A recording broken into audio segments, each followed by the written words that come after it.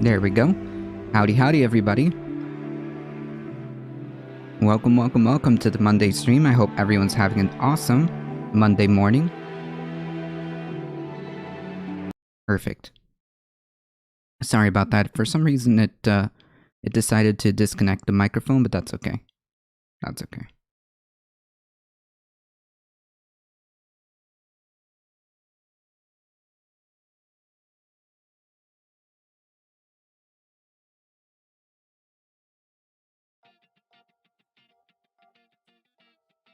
How's everybody doing? I hope everyone's having an awesome weekend, or I hope everyone's had an awesome weekend, I should say. We do have quite the amount of headlines to go through, so yeah.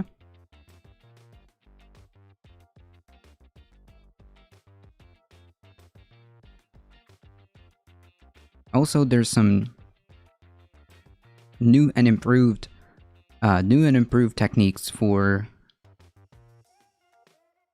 audio, so I'm hoping that the stuff that I was finagling with, I was messing around with, sounds okay. Okay, let me close this. And also, in other news, if you guys were here on Saturdays, if you guys were here Saturday, we had a myriad of technical problems, but that's okay because that's all over. I hope. No technical problems so far. Everything should be good.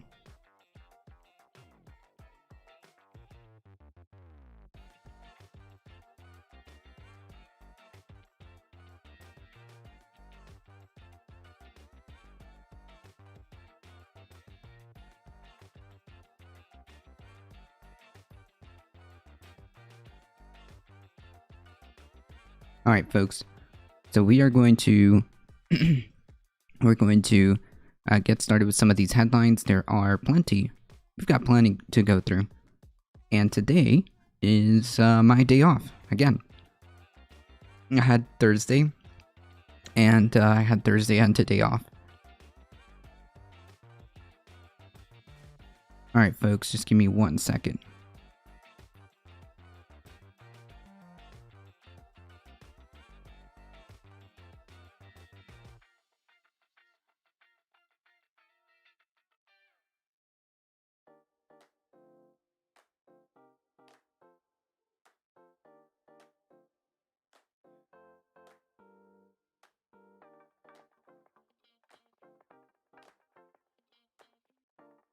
Alright, folks, perfect.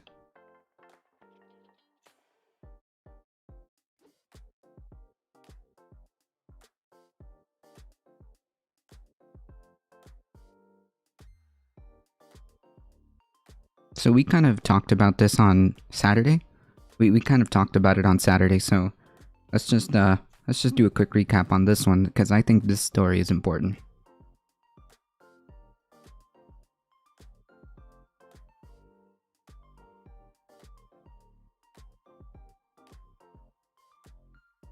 Scores of former Trump political appointees gathered at GOP Social Club on Wednesday to hear Stephen Bannon detail how they could help the next Republican president reconfigure government. If you're going to take over the administrative state and deconstruct it... Yikes. If you're going to take over the administrative state and deconstruct it, then you have to have shock troops prepared to take it over. Prepared to take it over immediately. Bannon said in a telephone interview with NBC News, "Give him fire and brimstone," whatever that means. Bannon, who ran former President Trump's first campaign and later worked as a top advisor in the White House, said that Trump's agenda was delayed by challenges of quickly filling up roughly 4,000 slots for presidential appointees at federal agencies and steep learning curve for political officials who are new to Washington. He's not alone in that view. His appearance at the Capitol Hill Club came at the invitation of a new organization called the Association of Republican Presidential Appointees, which is formed to create a resource for future GOP officials tapped to fill federal jobs. There are many statutes and regulations, as well as agency and departmental policies. It can be very overwhelming when you first come in, said Jeffrey Shapiro, a former broadcast board of governor's official who is one of the organizers of this group. This is an organization that is very narrow, clear, and much needed purpose. And once it is operational, I think it could do a lot of good, not just for the Republican Party, but for the country. Trump often railed publicly about career civil servants and Obama administration political appointee holdovers, whom he saw as obstacles to his agenda, referring to them collectively as the deep state. Well, to be quite frank, he refers to the QAnon conspiracy. The QAnon conspiracy, when it comes to what is considered the deep state, some of it does involve the Obama administration, but it's not limited to just the Obama administration.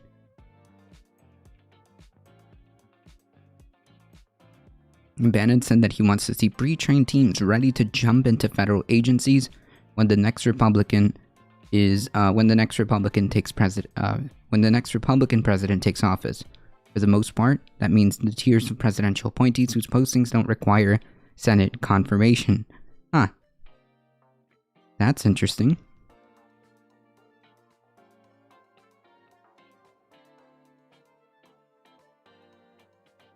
We're going to have a sweeping victory in 2022, and that's just the preamble to a sweeping victory in 2024, and this time we're going to be ready and have a MAGA perspective. I don't even know what that means. Well, MAGA's perspective, MAGA policies, not the standard Republican policies. Yeah, pay attention to the very careful choice of language here. He said referring to Trump's Make America Great Again slogan, describing a 2024 electoral victory as a second term. Well, it's good to know that they are acknowledging that they lost this one. The launch party Wednesday drew a crowd of roughly 200 former officials from multiple Republican administrations, though mostly Trump appointees, according to a person who attended and is not one of the organizers of the group. Shapiro said organizers are still trying to determine who will lead the association, but he said the need for institutional memory is apparent. What we're hoping to do is build a base of people that can be available as a support system for political appointees who are coming in for the first time. He said it's easy if you know the rules to accomplish your objective. Look at that. Folks, if this isn't ringing alarm bells, I don't know what is.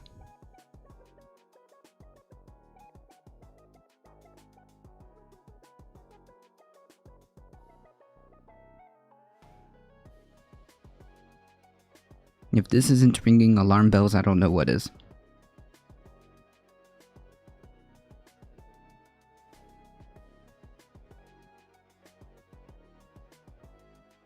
Here is Steve Bannon giving us exactly what he's going to do, giving us a very detailed and outlined plan, which does not require Senate confirmation, which does not require anything except those who are willing, ready, and able to enact the, quote, Make America Great Again agenda, the MAGA perspective, the MAGA politics, and not your standard Republicans.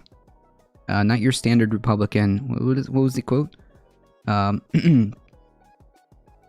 the standard Republican policies. So, yeah.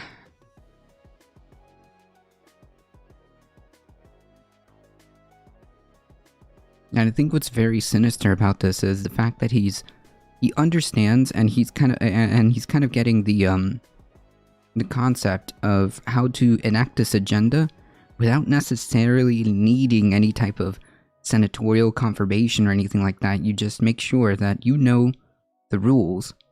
People who are trained, who are educated in how to move the levers of the system to accomplish their objective, which he conveniently left out what that objective is, and he conveniently didn't clarify what the, quote, MAGA policies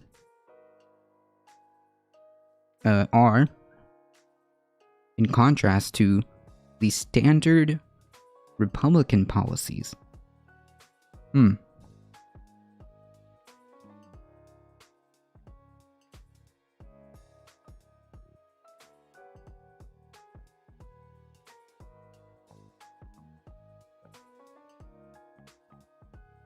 All the more reason why these folks shouldn't be anywhere near power. And what we can take from this is Steve Bannon understands. Okay?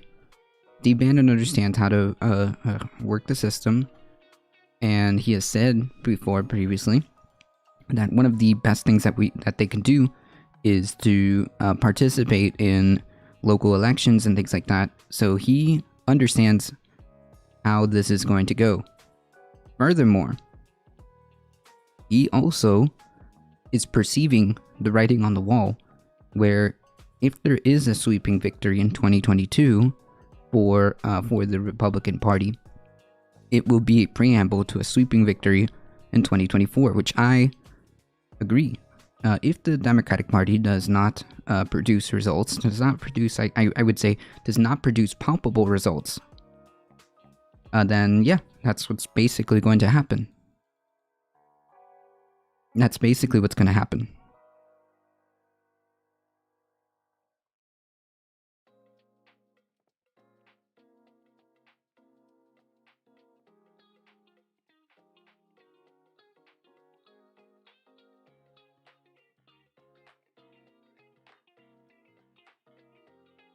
So that's the plan. That's the plan right there. They're telling us very explicitly what they plan to do and how they plan to accomplish their objectives.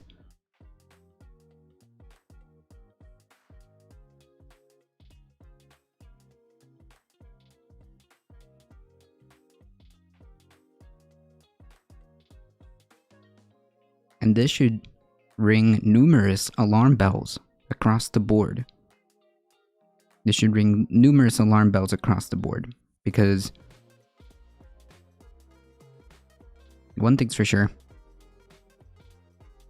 if there is a incoming Republican administration and there's an incoming House and Senate, that it's all going to be Republican, all from the House, the Senate, and the President. They have control of who gets appointed to where, and of course, Steve Bannon's going to be there, ready to influence that.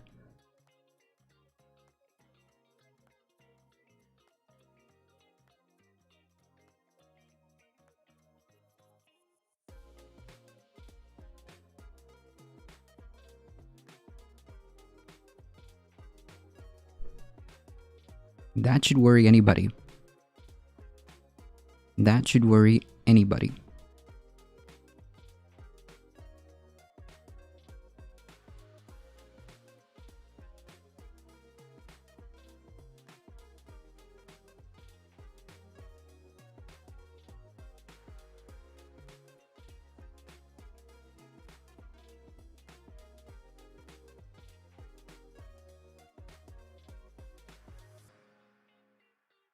The TLDR of this is, please participate.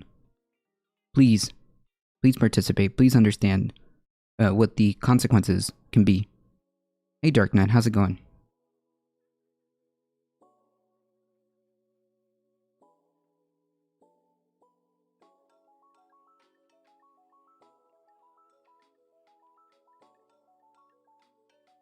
Can you hear me okay?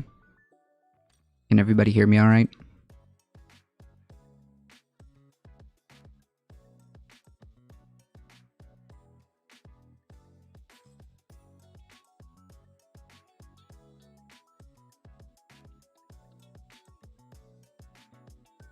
I hear you. Alright, cool. Sweet.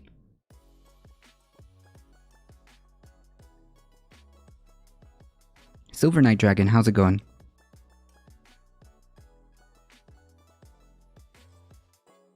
Morning. Okay, so that's good.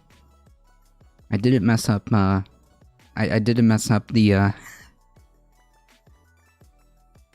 I didn't mess up the audio too bad. Alright, cool. I spent till like 10 something at night last night messing around with a whole bunch of stuff. Pretty good? That's not good. Yeah, it's also not Saturday. It's also not Saturday, so everything's working perfectly, of course. It is my sister's birthday today. Well, happy birthday to Silver Night Dragon's sister. Happy birthday.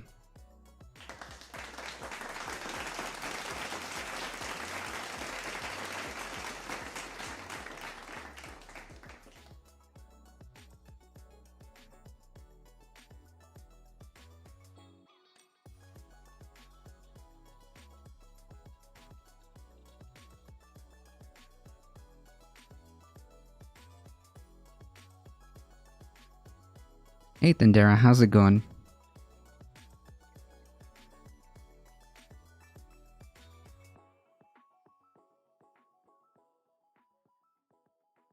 So, TLDR, I know we spoke about this on Saturday, but, just to reiterate, just to reiterate, especially with all those technical difficulties for those that weren't able to catch it, we did briefly go over this and deeply disturbing stuff here.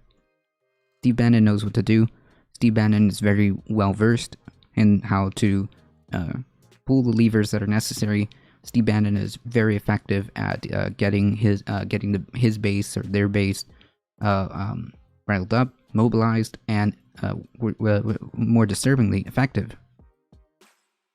More disturbingly effective. So, just saying.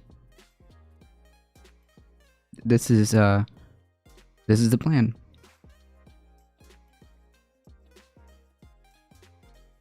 Howdy, howdy.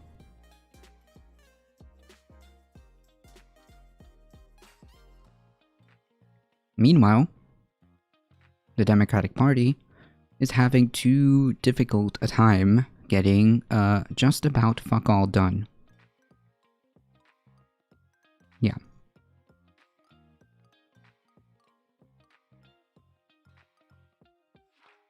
Meanwhile, the Democratic Party is doing just about fuck all to get anything done.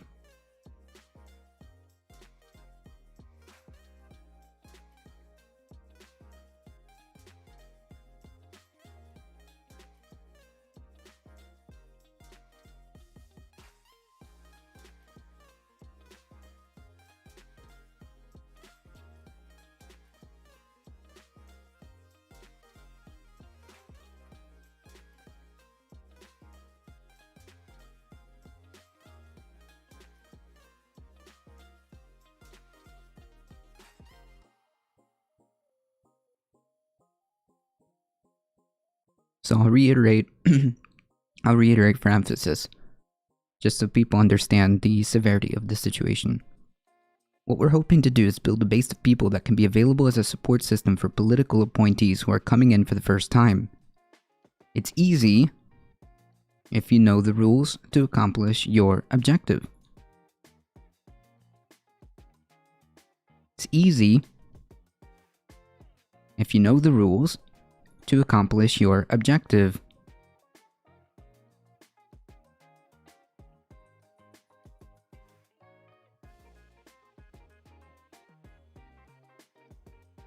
He gets it. He understands what he needs to do to accomplish his objective. And remember, what happens if they win? What happens if this prevails? Ask yourselves that. The Dems are recovering from the shock of discovering that the progressives have a backbone. Hey, Kyle. Ooh, fuck all. That's a platform I can get on board with. True. Be your own platform. So, so the TLDR is, ask yourselves what happens if, not the standard Republican policies, but MAGA policies are the ones who prevail.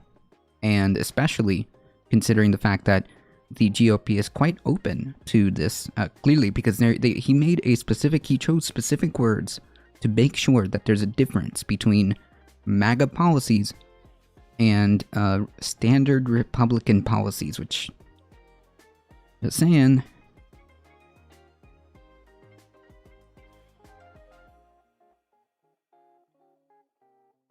I've been looking at the Pandora Papers. It's a leak of almost 12 million documents and files exposing the secret wealth and dealings of world leaders, politicians, and billionaires.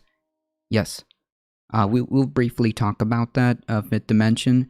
I mean, what is there to say? Like, wow, a surprise Pikachu face. There are, like, they're already, wait, surprise, hey, this just in, wealthy people who have a lot of power, surprise Pikachu face, wealthy people who have a lot of power, have all of this hidden. Hey, sourcing. That's right.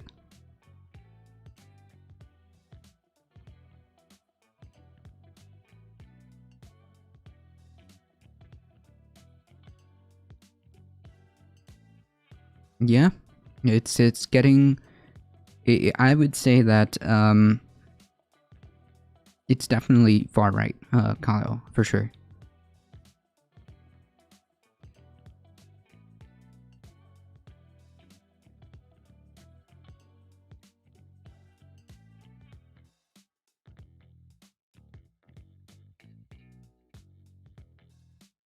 Republican policies don't exist anymore. Enter MAGA policies. Well, that's the thing. Silver Knight, that's the thing. That's the goal, right? Because they understand. That's the goal. They understand that the GOP is fine with allowing this. Or at least there's no pushback whatsoever, right? I mean, they allow the Marjorie Taylor Greens. They allow people like Steve Bannon. They allow people like Lauren Boebert. I mean, they certainly aren't really pushing back on it. And like the one or two that have ended up leaving the Republican Party. I believe like the one person that really comes to mind was like Justin Amash, who was not on board with any of this. He just left and became independent or something.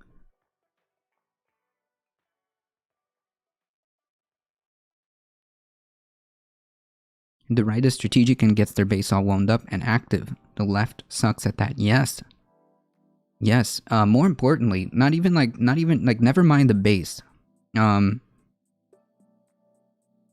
mind the base. They're strategic in their understanding of how to get their objectives accomplished. Regardless, right? They know that as soon as they get into power, they know what levers they need to press. And Steve Bannon's giving the plan away right here. Conservatives love strong leadership. They just don't care what the leader stands for. Yeah, it seems to me. I mean, like... shadow companies, ghost executives, tax funding diversion from business deals, spying politicians, and political interests are at the tip of a vast, dirty iceberg. Yeah, wow. Wow, hey, Justin, very, very wealthy people are buying politicians and have special interests, and they skip out on taxes and have like very, very convoluted and questionable financial dealings. this just in.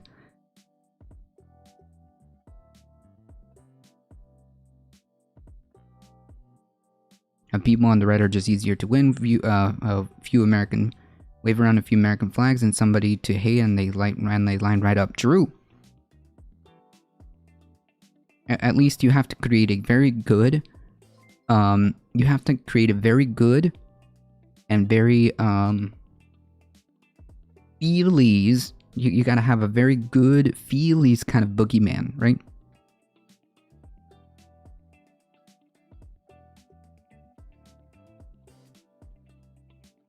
Surfer McGritty, rating with a party of 3. Thank you so much. I appreciate that. Everybody go to twitch.tv/Surfer McGritty. Howdy, howdy, everybody. For those folks that don't know who we are a difficult truth. We do news and politics Monday through Friday, 9 a.m. to 11 a.m. Eastern Time. Although today we're hanging out a little bit more. As I'm off today, but it's ADT's day off, so let's do it. Let's hang out for a bit. I appreciate that. Please go follow twitch.tv/Surfer McGritty. I'm sorry, you're always in my head. You're always going to be Surfer Girl Gritty. Surfer McGritty.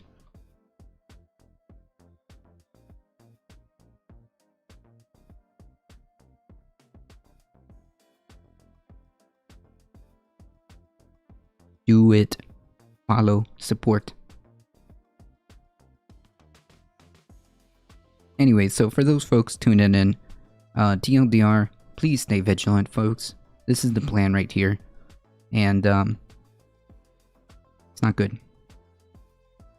It's not good. Should the Republican Party win? Should the GOP get in complete power, meaning they sweep the House, the Senate? Most likely, if that happens if they show a strong, if they have a strong showing and strong results in 2022, chances are in 2024, it's gonna seal the deal. I believe.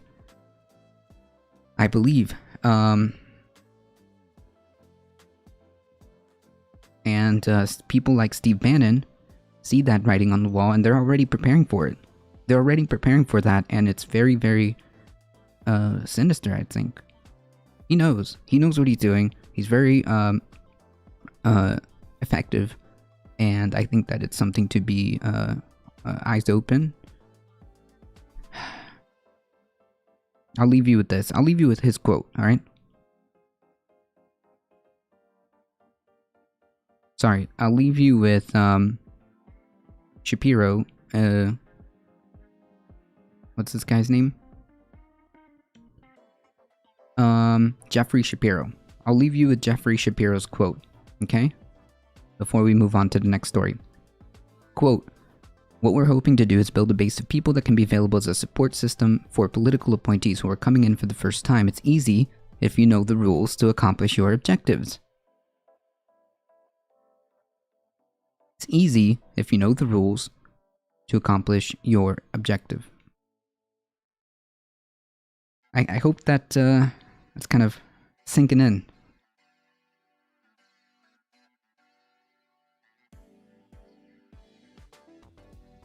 This is it's a result of 60 years of media and cultural engineering built on the living legacy of U.S. racist roots. The political path of least resistance and the safest investment in the U.S. is reactionary racism. Well, I think that there is a tip of that is reliant on the right, and I think that moreover, it's got something to do. I think that like a lot of this is rooted. If you well, at least today. Okay, at least today. I can't speak. I only understand how politics work today, but a lot of this I think is rooted. What you're talking about, like reactionary kind of like racism and bigotry and all that. And if you pay attention to like the modern versions of it, I think it's related or hand in hand with the very strong and very powerful evangelical wing, who seem to have like a enormous sway on how things are done for the GOP.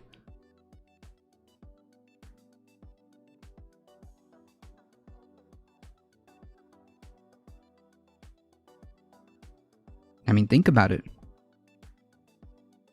The evangelical base is the strongest base for in terms of the GOP. It's what gets them elected, and yeah, you just gotta give them something to be afraid of.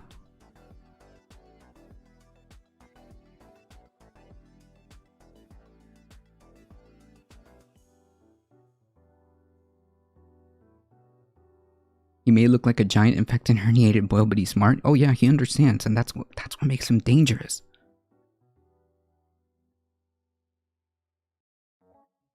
That's what makes him dangerous, and I want people to like wake up and understand. To wake up and understand that these people, they don't care what anybody thinks of them. They're there to win. They are there to win, and they understand the path, and they're moving and mobilizing everything that they can and know how to do. They are mobilizing now. They are mobilizing now, okay?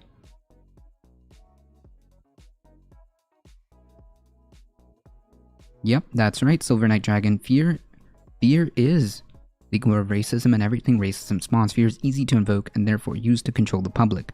True. There's another oil spill. Absolutely, we're gonna talk about that.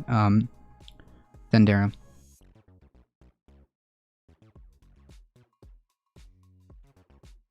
Yeah, fear is very easy to profit off too. True. True. If you can get, especially like I said, the evangelicals are the bread and butter to get people scared and to it's bizarre. It's really bizarre, but effective. So TLDR is this alone here should get people to wake up and understand that we've got to be unified against this.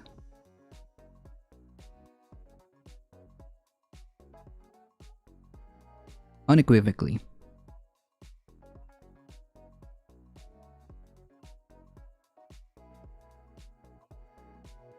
Yes, unified and organized. Hey, Dumbald, how's it going? So yeah, TLDR, I'll leave you with this quote.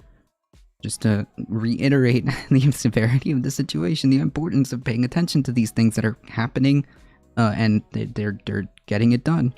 Quote, it's easy if you know the rules to accomplish your objective. Okay?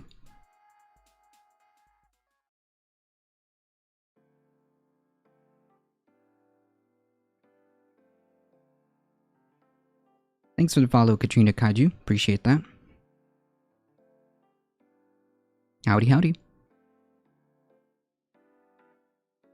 Yes, I think you're right, Silver Night Dragon. There is something to say about how bigotry and otherizing happens when you are scared, or when a faction of the population are made to be scared of, and then you just insert other here. That's kind of how it happens.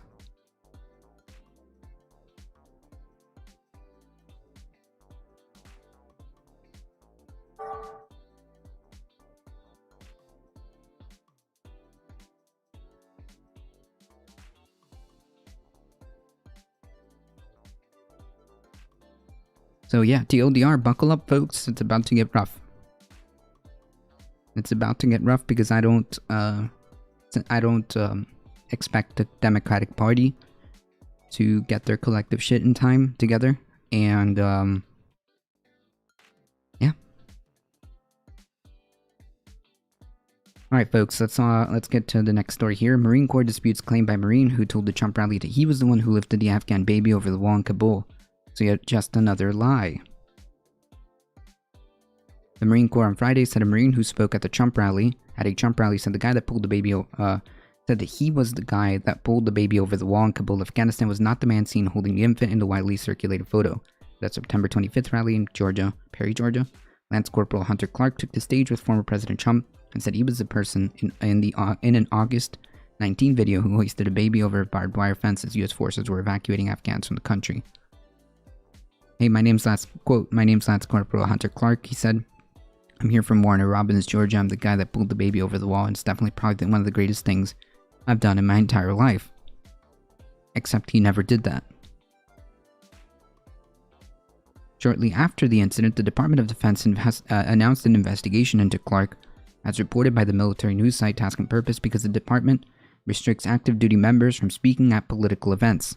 Which is just the imagery and just the idea is already kind of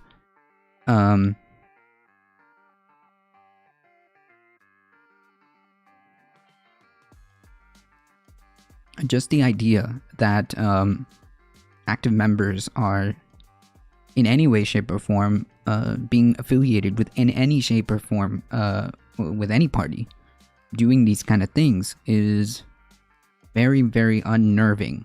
Right? Is very unnerving. Why would they pull a baby over the wall? Because they wanted their child to have a good life, or what they perceived. They perceived that by giving up their child, they were going to give that child a better life.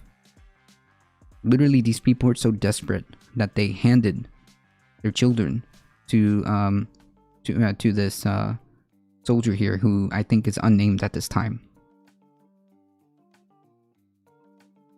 What happens to the parents after? No idea. Pat Rat, no idea. They probably got left behind, or they feared that they would. So instead, they decided to, do what they perceived. Do what they perceived as better for their child.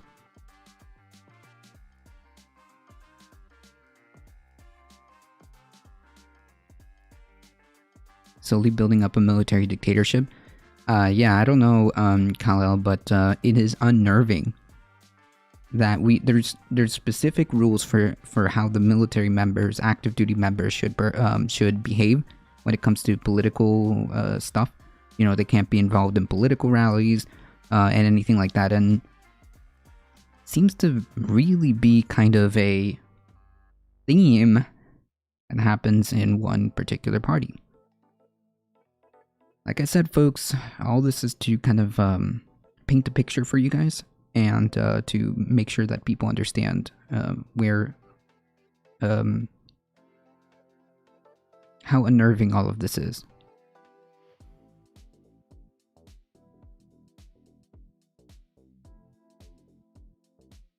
Shortly after the incident, the Department of Defense announced an investigation into Clark, as reported by military news site Task and Purpose, because the department restricts active duty members from speaking at political events. A representative for the Marines also denied that Clark was the figure seen holding onto the baby in the photo. Regarding the viral photo that began circulating in August 20 of 2021, the Marine identified in that particular image was not Lance Corporal Clark. Captain Kelton Cochran, the 24th Marine Expeditionary Unit representative, told The Insider. Clark's mother, Peggy, later modified her son's claim, telling CNN that her son was present for the moment and was handed the baby by the colleague. Oh, I see. So he was present for the moment and was handed the baby by the colleague pictured grabbing the baby. Insider contacted the Marines to ask whether Clark was one of the adjacent Marines, but did not immediately receive a response. Yeah. Just more lies and just more lies and unnerving use of the military for political display and for political purposes and for political points. Because let's be clear, Donald Trump does not give, and Donald Trump doesn't care about any of this. Donald Trump only cares about what Donald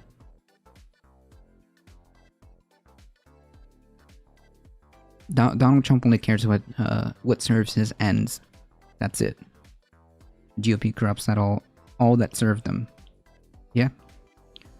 Same like the guy who said he killed Osama. Yeah. Exactly. So yeah, I mean, Donald Trump doesn't care about any of the military or anything like that. He doesn't care really anything unless it serves his purpose of winning or whatever he wants to do.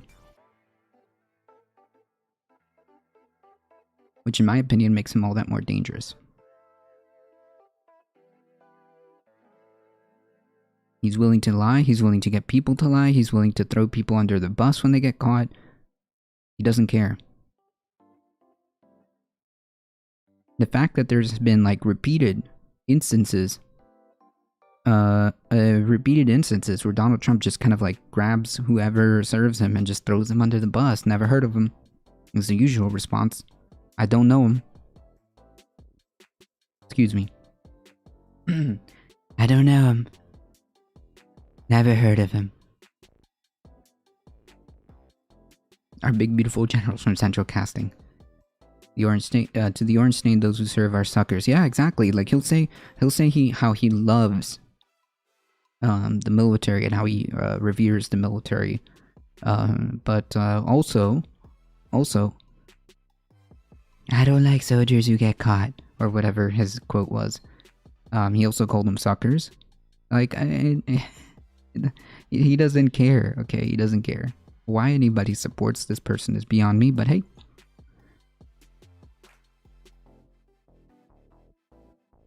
He is effective. That's what makes him dangerous, folks.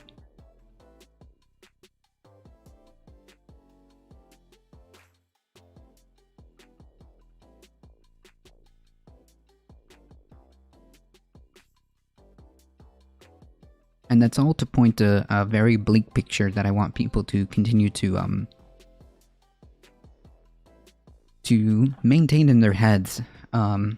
Because I have a feeling, I suspect that 2022 and consequently 2024 is going to be real bad, folks.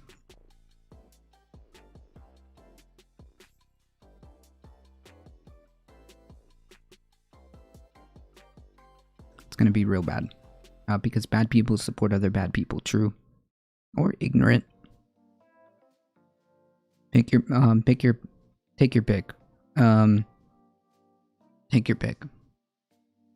Could be ignorance, could be propaganda, could be just that, hey, he doesn't like the same kind of people I don't.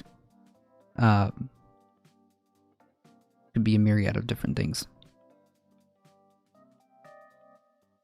Hold my beer, true. Hey, Mandalasar. Hey, Katrina Kaiju, thank you so much for the follow, by the way. Yep, we haven't changed. Trump is a symptom, true. And like, which is why I made the argument, well, I have been making the claim or argument or, I should say, I've been making the, prediction is the word. Prediction is the word that, because the Party has failed to seriously, meaningfully address some of these problems, some of these underlying and fundamental problems that are in our country. I mean, like healthcare, income inequality, just to name two off the top of my head, are leading us to this path because people are tired. And people see, or people perceive, the Democratic Party as not being sufficient.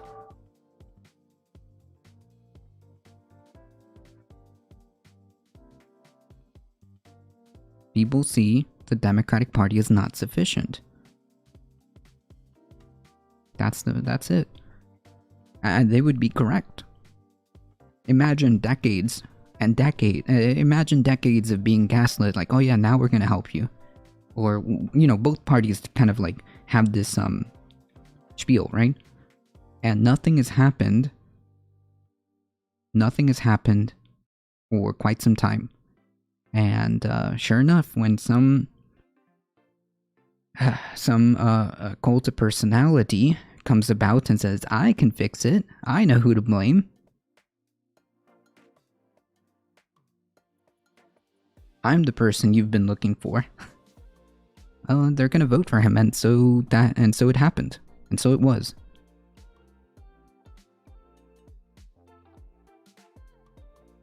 Publicly traded companies are literally obligated to look after their profits above all things. True. I don't think we can stay ignorant. Everyone knows the golden rule. True. I don't, my money is still on Ted Cruz as number 48. You think so? You think Ted Cruz will actually be elected? I don't know if he has like a, that same like national platform, like national pull that someone like, let's say a Trump would, right? A national like person profile. We don't have enough parties. Democratic Party and Republican Party are full of people that aren't truly either. True, I would like a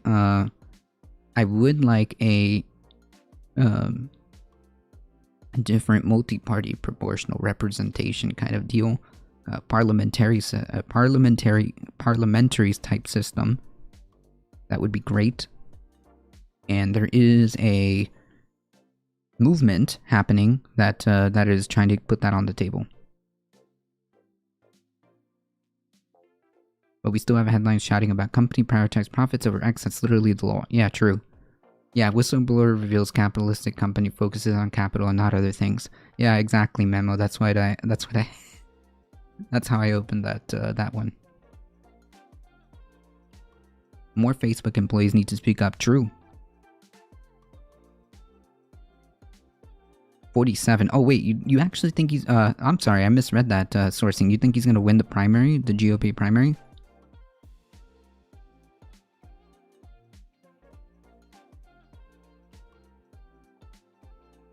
No, I don't think that you have to be born in the US. I think you have to be a US citizen. I think somebody can fact check me on that one.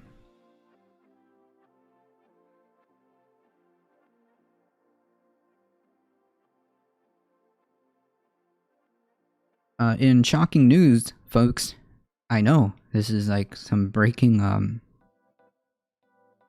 this is breaking news. U.S. citizen doesn't matter where you were born. True. Okay. Thank you, Memo. How's it going, by the way? Hope you're doing alright. I know, shocking news. Facebook whistleblower reveals on 60 Minutes that the company prioritized profit over public good. Wow. Really? No way. No way. No way. A company prioritizing profit over the public good? What?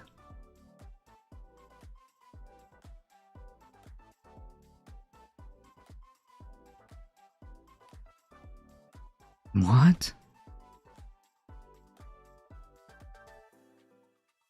Yeah, in my opinion, he would have won the primary in 2016 if it wasn't for Trump, and he would have lost, but he will win this time because Biden was only won as a referendum on Trump. Yeah, and that's not there anymore. You're exactly correct, sourcing. That's not there anymore. That was a one-trick pony. That was a one-time dealio. That's not gonna work again.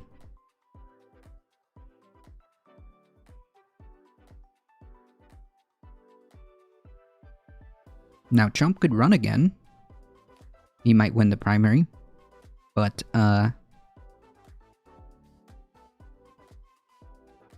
let's say he is, let's say Ted Cruz was the GOP nominee. The Democratic Party can't use that same strategy, right? They're gonna have to actually put something on the table. They're gonna have to actually put something on the table if they want to win.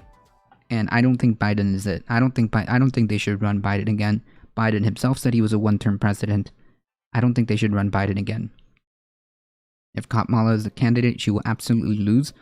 I think she will. I don't think she has the same problem. The same problem is I don't believe that she has like that national profile, right? And plus, like, she's not really liked by a large contingent, enough of a contingent that it may depress turnout. I don't know. Biden will only win if the GOP puts up another Trump-like candidate. I don't think the GOP is that dumb, and for whatever reason, Republicans take Cruz seriously. I see. So wait, but like the top, and this is the thing: the GOP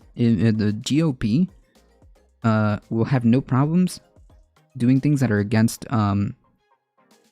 their interest if it means that they might win that sweet evangelical base, which I don't know, sourcing. I think they're really married to Trump-esque like politics. I really think so. I really think people like DeSantis, Trump are going to be at the top. The only person who might undermine all of that would be Mike Pence.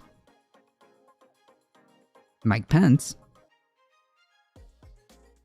has that evangelical type sway, or can.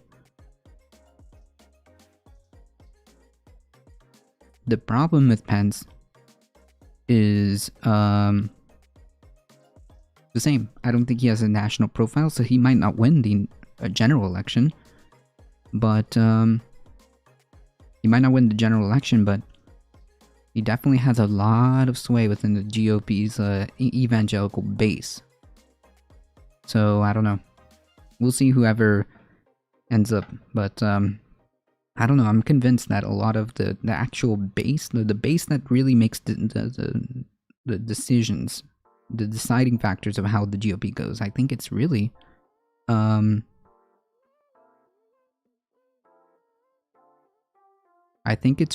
evangelical base. And DeSantis has good...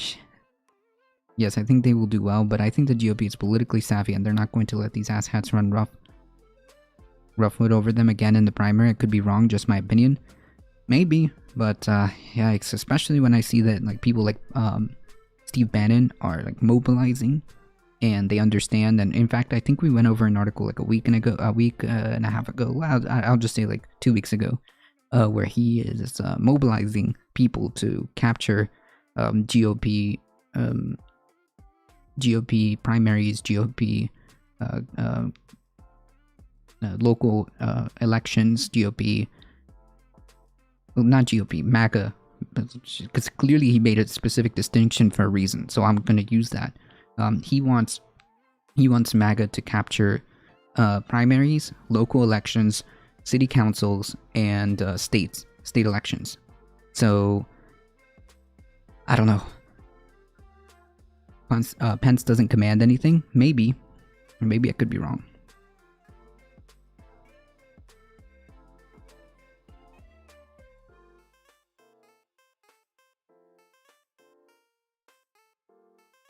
Yeah, I think DeSantis has a. I think DeSantis among the Republican base has a strong support. If it's not Trump, I think DeSantis has a good chance. I think DeSantis has a good support. I don't know how it's going to go for him in Florida because of what you just said, Katrina. He has a good shot of having his policies have been detrimental, to say the least, and to avoid, his policies have been incredibly detrimental, and it's hurting his approval here in Florida specifically. But as a national profile, he's been up there. The GOP just needs to hire the MAGA lot as professional cheerleaders and tell them they're not getting near policy. That's not the plan, Zealduke. That's not the plan. The plan is for the GOP to win, and then the MAGA policies to jump in, boom, immediately.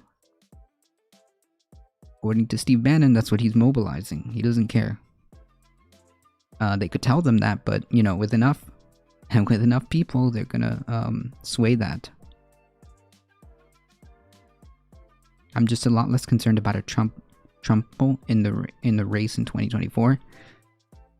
I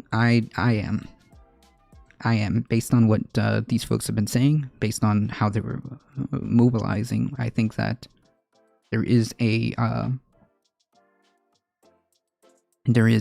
possibility, especially with the type of rhetoric that Steve Bannon has been putting out. I think that they're prepared, even more so this time, because they know the Democratic Party is going to lose. I have a feeling they see the writing on the wall. They know the Democratic Party is going to lose, and this is their shot. This is their entry point here.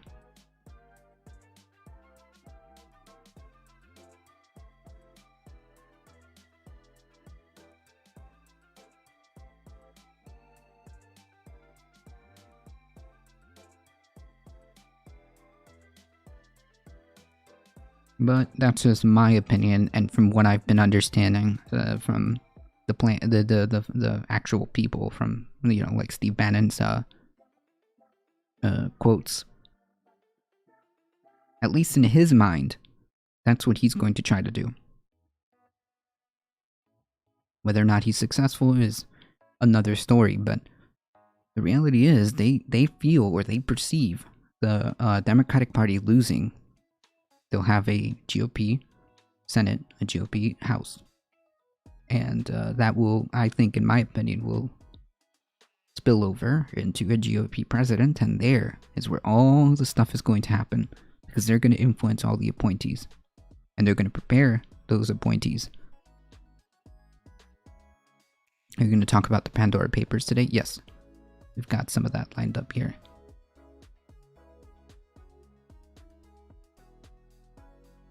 Anyways, that's what I'm worried about. I could be wrong. These are all just predictions, but I'm concerned. The identity of Facebook whistleblower who released tens of thousands of pages of internal research and documents leading to a firestorm for the social media company in recent weeks was revealed on 60 Minutes Sunday night as Frances Haugen, a 37-year-old former Facebook product manager who worked on civic integrity issues at the company, says the documents show that Facebook knows its platform Platforms are used to spread hate, violence, and misinformation, and the companies tried to hide that evidence. The thing that I saw about Facebook over and over again was their conflict of interest between what was good for the public and what was good for Facebook, and Facebook over and over again chose to optimize its own interests, like making more money. I mean, like, I didn't need a whistleblower to tell me that, but it's nice to see the, it's nice to see it in writing, I guess I should say. 60 Minutes correspondent Scott Pelley quoted one internal Facebook document saying, "We have evidence from a variety of sources of hate speech, divisive political speech, and misinformation on Facebook, and the family of apps are affecting societies around the world." True. About a month ago, I like, social media was a mistake, folks. Just saying.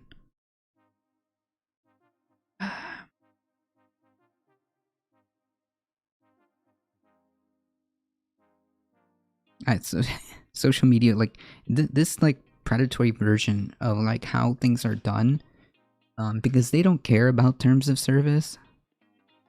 They literally don't care about terms of service or anything like that. They'll apply terms of service here. They'll look the other way when it's convenient. YouTube does this a lot. YouTube does this a lot too. So, I mean, hey Larry Vaccinator. Yes, the International Consortium of Investigative Journalists are world heroes. Hey, howdy, howdy, howdy. Yeah, they're legally obligated to do this for their shareholders. Right, like, the whole, like, again, I know this is shocking news that a company is going to put their bottom line first, above everything.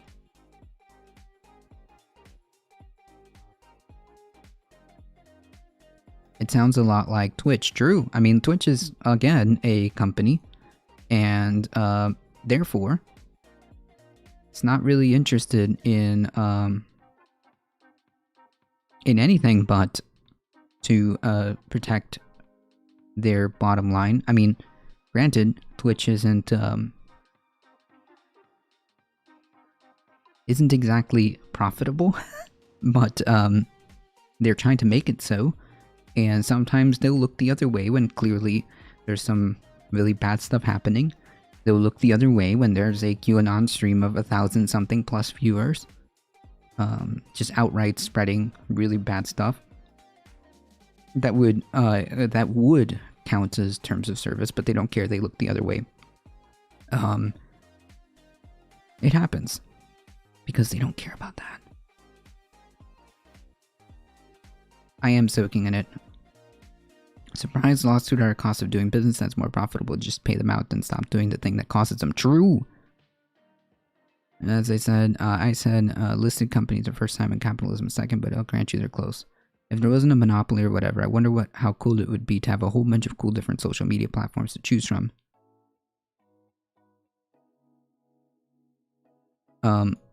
Yeah, but I don't even know how that would work out then, Dara, because then, like, it's so, like, it's so messed up because it's designed to be monopolistic, because, like, that's how, it's designed to be monopolistic, right?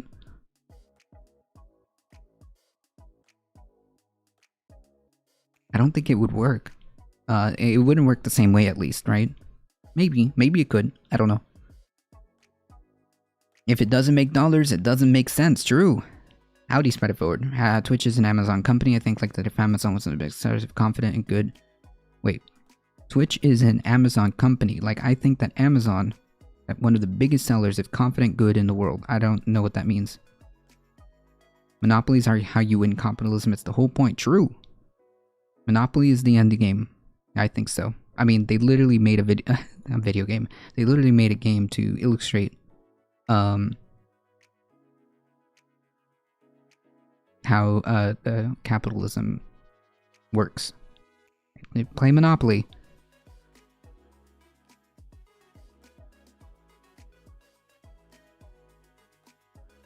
That's right. That's right, spread it forward. It was designed to show you the problems. Mm-hmm.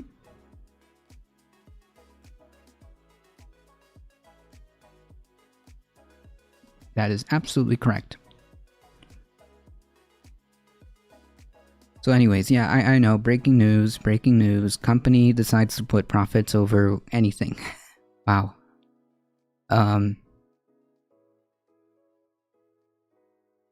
About a month ago, Hagen filed at least 8 complaints with the Securities and Exchange Commission alleging that the company is hiding research about its shortcomings from investors and the public. She also shared the documents with Wall Street Journal, which published a multi-part investigation showing that Facebook was aware of problems with its apps, including the negative effects of misinformation and the harm caused, especially to young girls. Wow. Hagen, who started at Facebook in 2019, after previously working for other tech giants like Google and Pinterest, is set to testify on Tuesday before the Senate Subcommittee on Consumer Protection, Product Safety, and Data Security. I've seen a bunch of social networks, and it was substantially worse at Facebook than anything I've seen before. At some point in 2021, I realized that I'm going to have to do this in a systemic way, that I'm going to have to get out enough documents that no one can question that this is real. I mean, like, you don't have to. It's pretty much a given, right?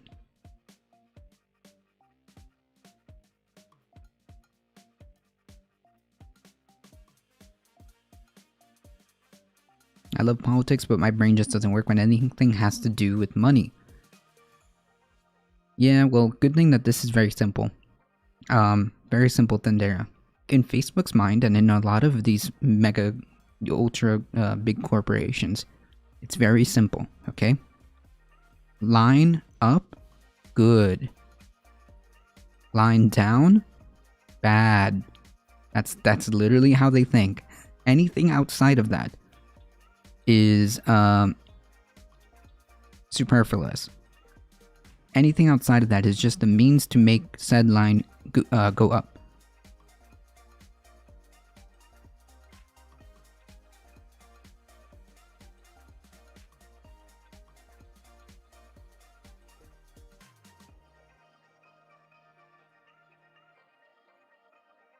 The money is the root of all evil. That's why. Well, the greed is the problem here. Greed is the problem here, and I believe there is incentivization for this kind of behavior that gets exacerbated by capitalism. I definitely believe that. Quarterly profits are all that matters. True. Yeah. Line go up, good. Line go down, bad. Anything else that's beyond that is it's just a means to make said line go up. Sourcing support coming in hot with 100 biddies. Thank you so much. Just doing my part. Thank you. I appreciate the support. Would you like to know more?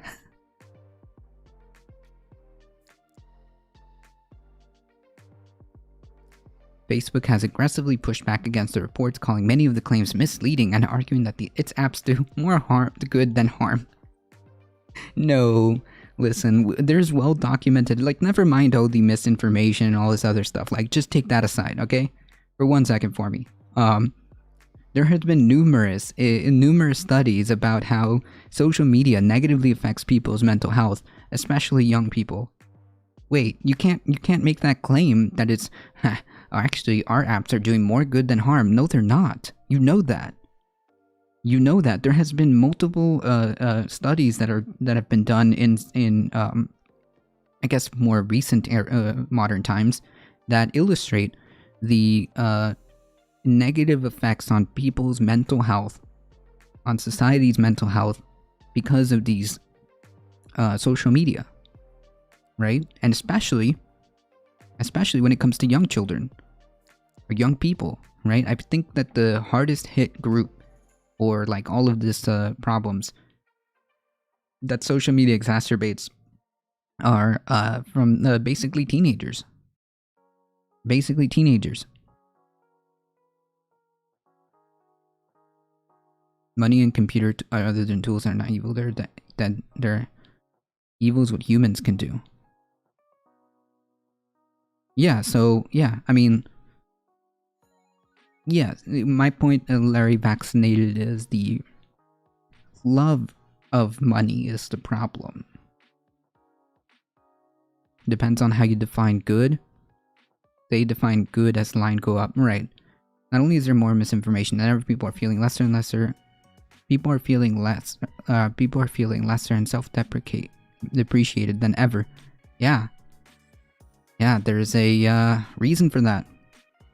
There's a reason for that.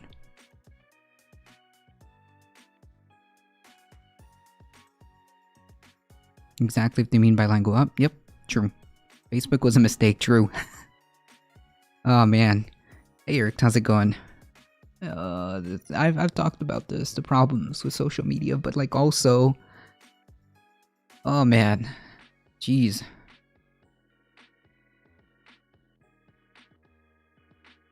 I mean like, but this is not unique to Facebook. Just to be clear, this isn't unique to Facebook, but it just seems that because of Facebook's reach, because of its user base, because of the aggressive, hyper, I guess, you know, they just target you in such a in such a way that it's surgical. How they target you to make sure that you're constantly on the app, you get notifications, you're constantly there, you're constantly seeing what you want, and they continue to push and push and push and push, making our kids depressed, turning grandmas into Nazis, constantly comparing your normal life to the edited and likely fake stories and photos all over social media creates a false sense of missing out. Yeah, true. Not only that, like, imagine like all of this, you just get bombarded with all of this stuff, and like you realize that the world isn't really like that. The world isn't really like that, and it gets really tough. How about we make out policies around a new national happiness index? Now there's a thought. Well, cost-benefit analysis are compass thing. I wish more people would reject cost-benefit analysis on moral things in favor of do no harm. Well, I mean, like, everybody kind of, in a roundabout way, people kind of do cost-benefit analysis in their head, whether they think they're subconsciously or not, right? Get off of Facebook and call your friends, invite them over, get out for drinks and coffee, get off of Facebook. True, I try to not use that app as much as possible. I barely go on it. If you look at my posts, I think like the last one was months and months and months ago. I just don't like Facebook.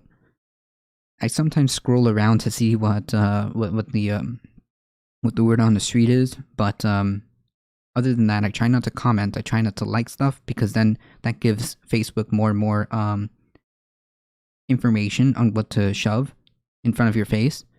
I just try to limit my time on, specifically, like, Facebook is very, very aggressive when it comes to this kind of stuff. So yeah. What is Facebook? Nothing, Callow. Nothing. Can you do me a favor, tune out for 5 seconds, just so that we can finish this article. Facebook is nothing. You don't need to look any further. I don't have Facebook, Twitter, Instagram, or anything. Yeah, Twitter's another bad one. Hey guys, hey folks, if you want the best takes, if you want some really good political discourse, then you go to Twitter. If you want the best political discourse, I'm sorry. You sound like an alcoholic bargaining right now. Wait, what?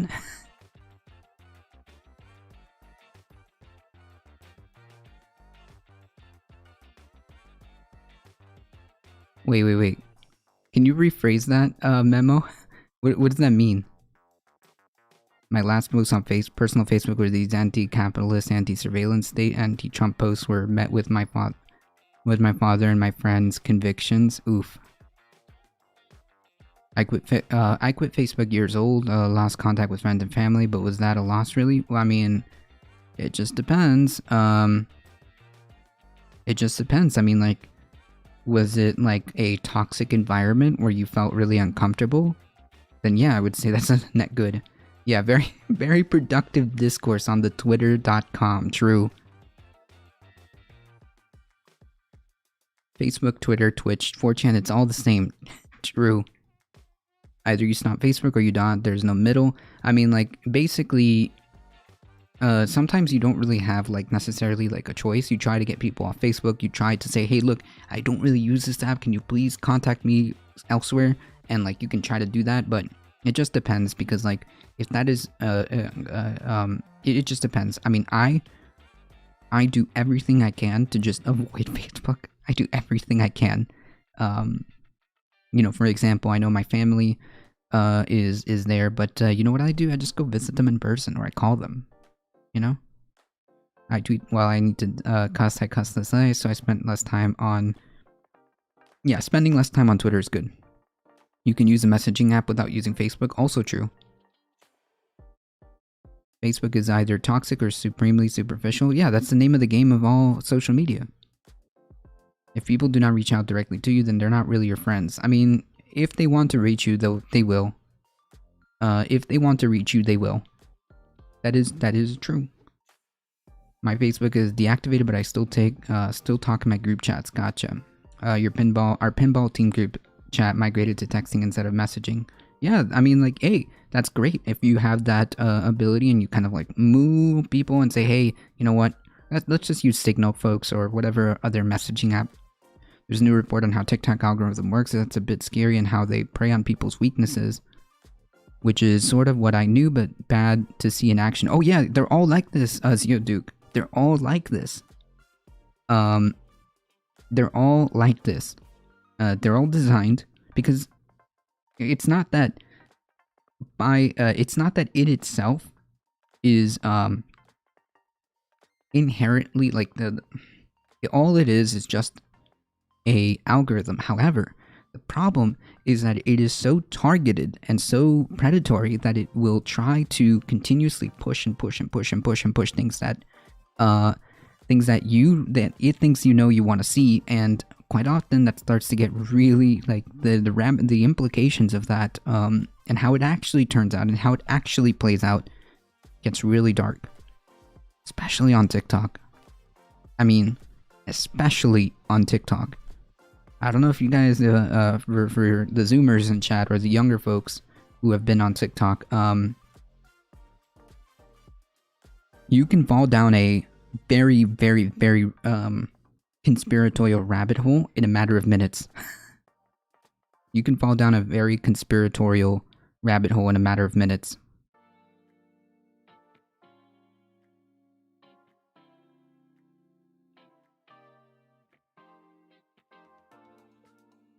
Conspiratorial TikTok is huge, okay? Conspiratorial TikTok is huge.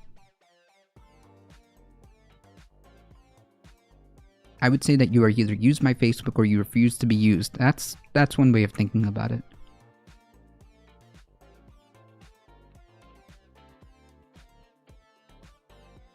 TikTok is where the CIA is recruiting the next wave of agents, I'm sure. Yeah, like the thing is, I don't know if it's an op. My mom's on TikTok, but not me. Oh no.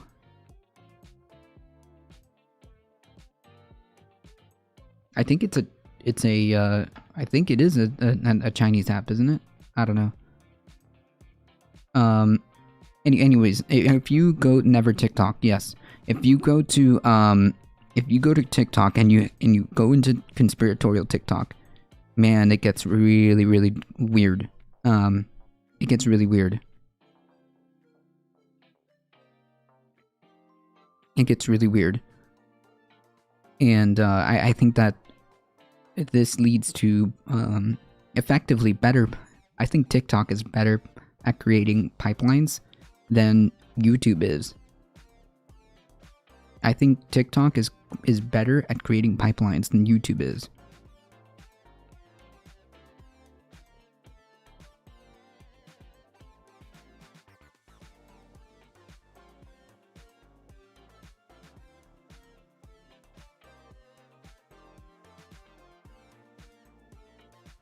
I'm on TikTok. To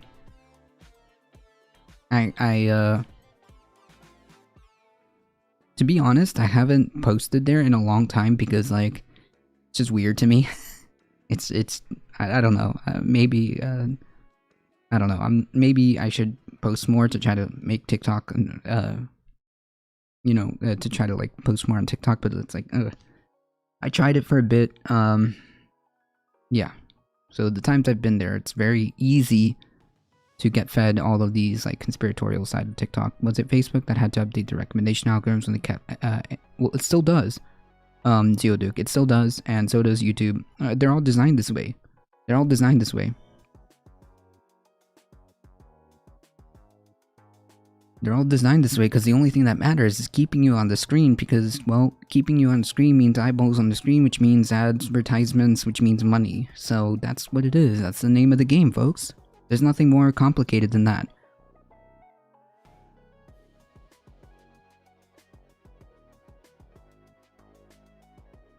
Alright. Several hours after, oh, I see. Hold on. Every day our teams have to balance protecting the ability of billions of people to express themselves openly with the need to keep our platform a safe and positive place. Facebook spokesperson Lena Peach said in a statement to CNN Business immediately following the 60 Minutes interview. We continue to make significant improvements to tackle the spread of misinformation and harmful content. To suggest that we encourage bad content and do nothing is just not true. Alright, chat. Press X to doubt. Press X to doubt, chat.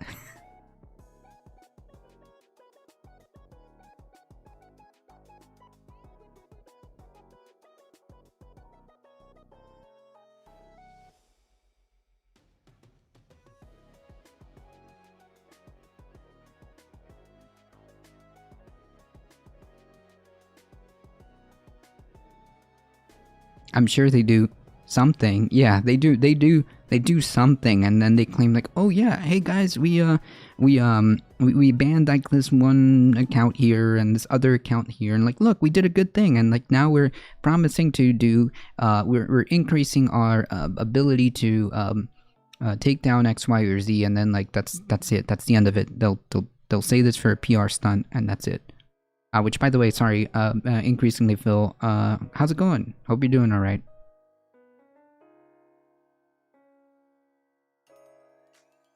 Several hours after the interview aired, PH released a more than 700-word statement laying out what it's called missing facts in the segment, and saying that the interview used select company material to tell a misleading story about the research we do to improve our products. Haha, okay.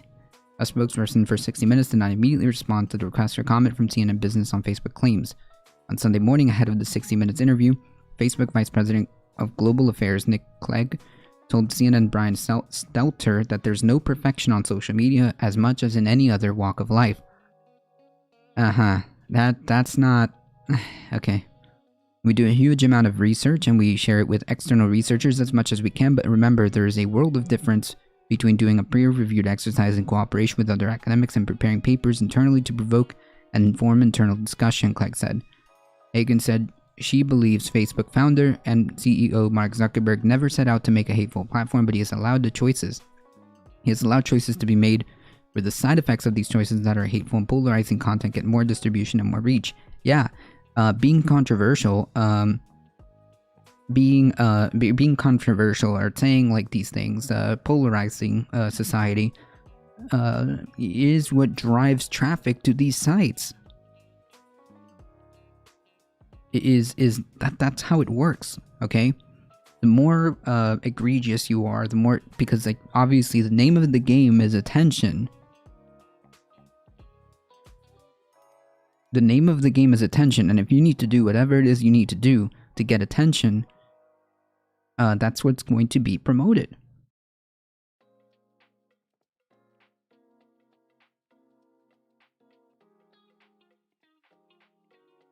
I'll have to look into that one later, vaccinated. I like Kyle Kulinski's idea to make social media a utility and regulate. Yeah, I mean, like, you would have to definitely step in at some point. It could operate.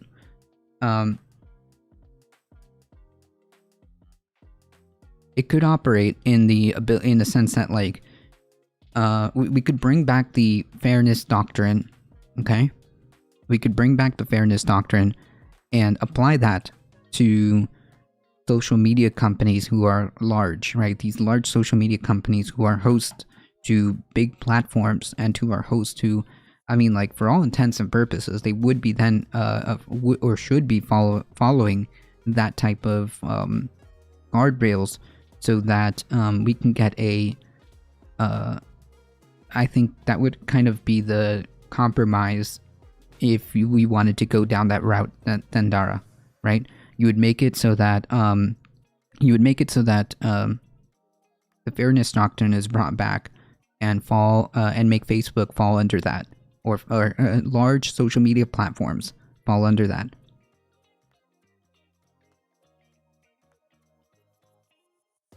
Creates a hot ranking app. It's not hateful.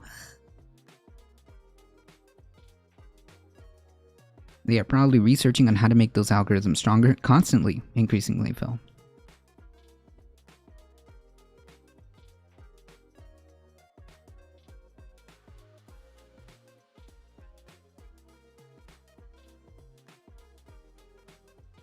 The fairness doctrine only covered content explicitly being pushed by the company itself. Okay, so maybe I'm wrong on policy prescriptions they're sourcing. Oof. That's an L on my part. I wouldn't know. There must be a way to put some type of guardrails in place where you can walk a fine line between, like, you know, allowing people to express themselves and, like, you know, the fine lines that entails all of that. It's just it's just concerning that someone it's just concerning that a company so large has this much influence and ability to essentially it can have ramifications, and does often or sometimes have ramifications, this company, on society. And the same thing goes for YouTube and Google, right? There isn't really a clean solution. Yeah, the policy prescription side, I really wouldn't know if that's not how. Maybe in my head I had it wrong about how the fairness doctrine actually works. And then I don't know. I think it was Sturgeon who said that good science fiction does not predict the future. It predicts the future we will have if we don't watch out. Interesting.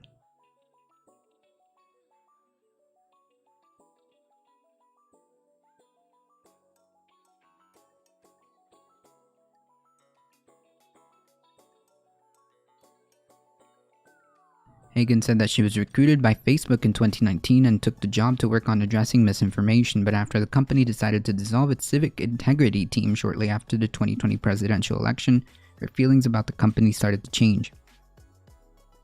She suggests that this decision and moves by the company to turn off other election protection measures such as misinformation prevention tools allowed the platform to be used to help organize the January 6th riot on Capitol Hill. I think that there's some truth to that. And they basically said, okay, admit to the election, there weren't riots, and we can get rid of this civic integrity now.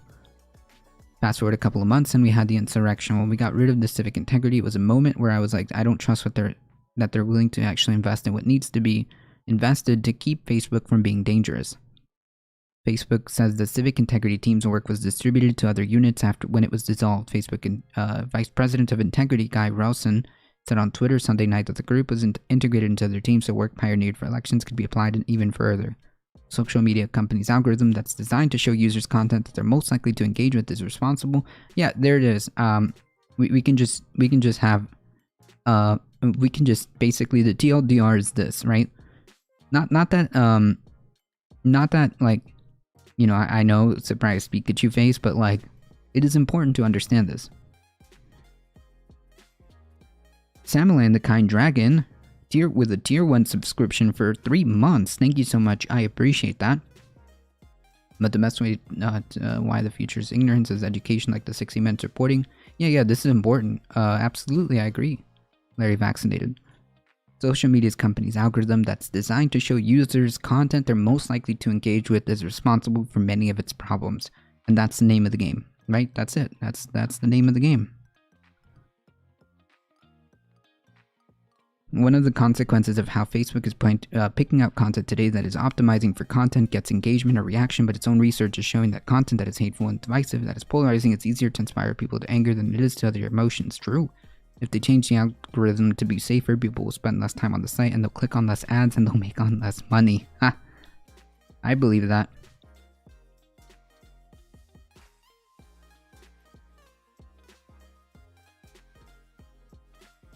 Facebook's PH said in her Sunday night statement that a platform depends on being used in ways that brings people closer together to attract advertisers, adding protecting our community is more important than maximizing our profits. Press X to doubt. Cosmic Rose, thank you for the follow. I appreciate that. Yeah, they're not interested in protecting anything other than maximizing your profits. Don't make it front. Don't front on it.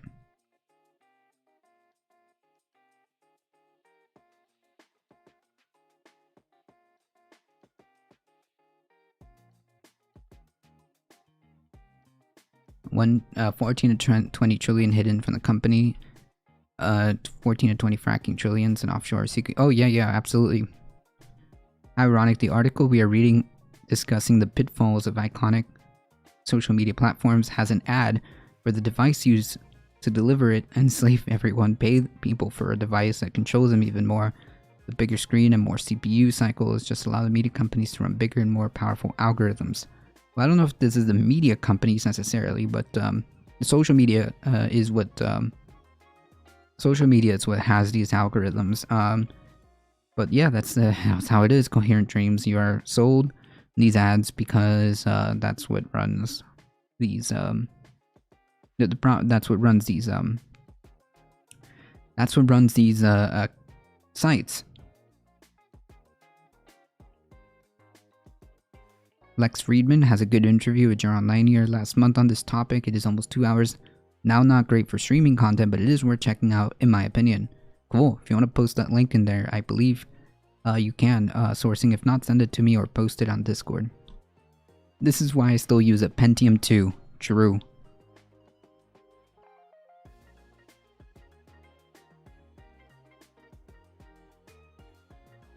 There we go. So if you want to check that out, folks.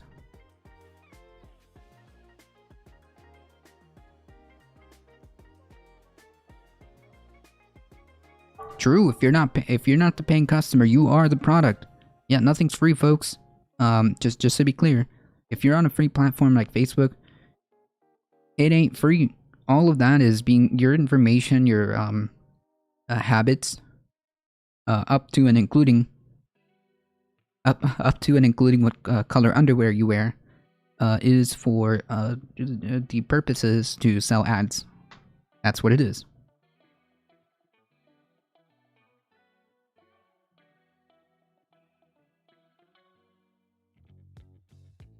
Facebook's PH said Sunday. Oh yeah, Lamau. No. An internal memo obtained by the New York Times earlier on Sunday collected disputed claims that Facebook contributed to the January 6th riot. Social media has had a big impact on society in recent years, and Facebook is often a place where much of this debate plays out. Yeah, so then that behooves you then to understand the severity and responsibility. So it's natural for people to ask whether it's part of the problem. Wait, it is! By definition, I think.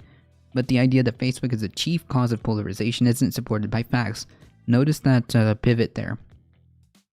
I don't think that this person is claiming that Facebook is the only or like the chief cause of polarization. I think that the argument being is that Facebook, A, doesn't care. It's putting profits over everything, and B, that it does play a big part. It does play a big part, whether you want to admit it or not. It does play a big part.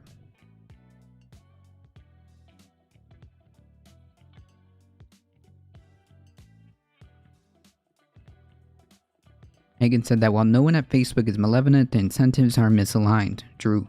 Facebook makes more money when you consume more content. People are enjoy engaging with things that elicit an emotional reaction, and the more anger that they get exposed to, the more they interact and the more they consume. True.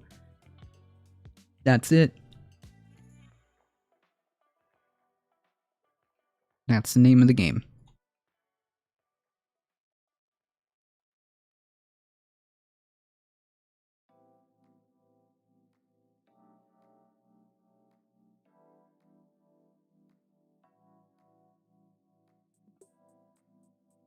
Alright, let's talk about this.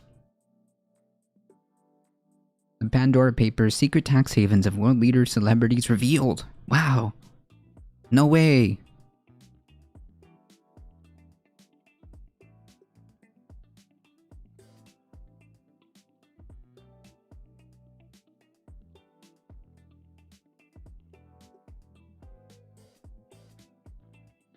No, I want an article. Source? No.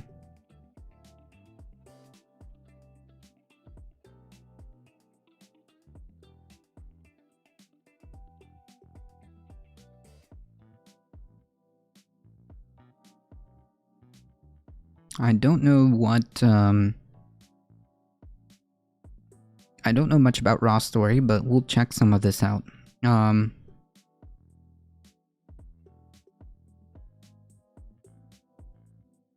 I don't know if this is,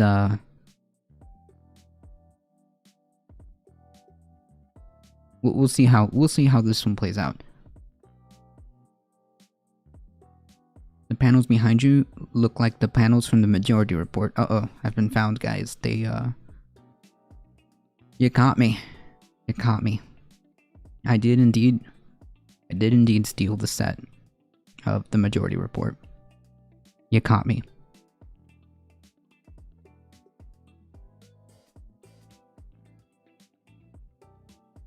I mean, excuse me. Yes, I actually, the Majority Report stole it from me. Yes. Yes, of course. That's the story and I'm sticking to it.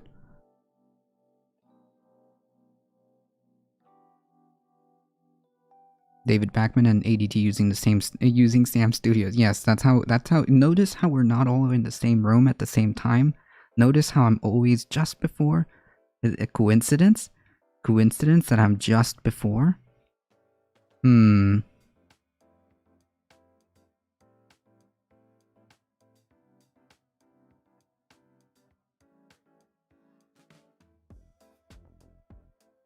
what's being called the biggest ever leak of offshore data, cache of nearly 12 million files published on Sunday lay bare the hidden wealth, secret dealings and corruption of hundreds of world leaders, billionaires, public officials, celebrities, and others. Wow, amazing. The bombshell revelations known as the Pandora Papers were published by international consortium of investigative journalists that include private emails, secret contacts, and other records obtained during a 2-year investigation that involving more than 600 journalists in 117 countries and territories. Wow. This is the Panama Papers on steroids. Oh, these ads.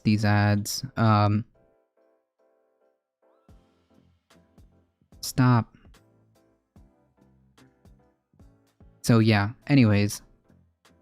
The reason why we don't like social media is because they push all of this targeted ads. Here's exactly why.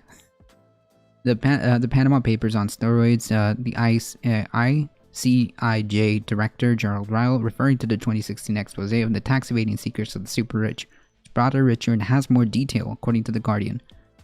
More than 100 billionaires featured. There's 100 billionaires? Jesus.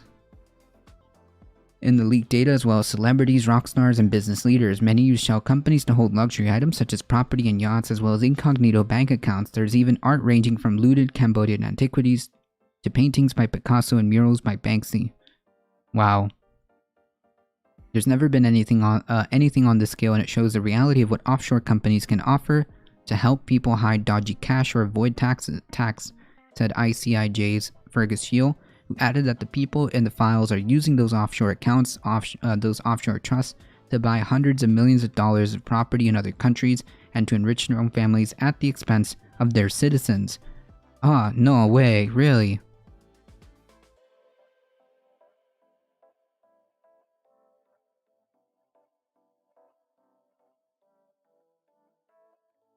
Yeah, that's right. I sneak into the MR studio every morning. I just kind of like set up really quick, and then I change a thing or two here, and then I get out. See, notice how I always leave about 30 minutes before MR starts? That's because I know. Alright? I hope whoever, wow, so much hidden wealth, a lot of corruption, so legal. Yeah. Yeah.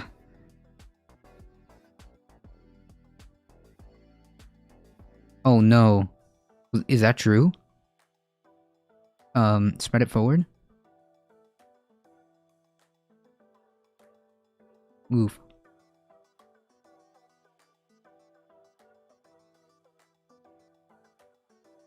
The leaked documents reveal how some of the world's wealthiest people avert the financial consequences of their misdeeds by using offshore entities. Dozens of current and former world leaders feature prominently in the files, including Russian President Vladimir Putin, Jordanian King Abdullah II, and former British Prime Minister Tony Blair. While most of the richest Americans do not appear in the files, the Washington Post reports that perhaps the most troubling revelations for the United States is the most troubling revelations for the U.S. center on its expanding complicity in the offshore economy. South Dakota, Nevada, and other states have adopted financial secrecy laws that rival those of offshore jurisdictions. The paper says, records show leaders of foreign governments, their relatives, and companies moving their private fortunes into U.S.-based trusts. ICIJ said Sunday that the publication of Pandora Papers stories comes at a critical moment in a global debate over the fairness of the international tax system, the role of Western professionals in the shadow economy, and the failures of government to staunch the flow of dirty money into hidden companies and trusts. And that the documents are expected to yield new revelations for years to come. So, I mean, like, this is TLDR. This is what happens when you allow things to get this out of control, right? Without sufficient guardrails, without sufficient even international cooperation. Because, like, if you really want to try to, like, get people to get these, like, extremely wealthy people to pay their fair share of taxes, there has to be some type of international cooperation to have a way of eliminating these type of offshore tax havens, or make it so that it's more expensive to try to hide your money offshore. But that's not gonna happen.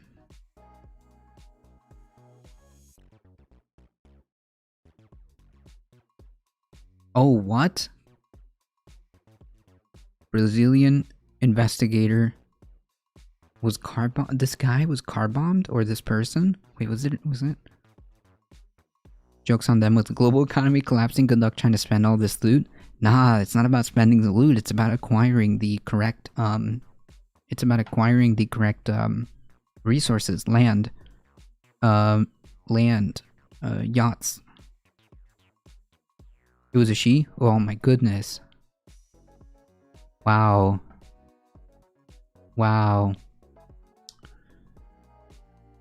She was car bombed. Yes, I apologize. She was car bombed. Check the link. Okay. Is this gonna be another Assange situation? Well. Wait, where'd it go?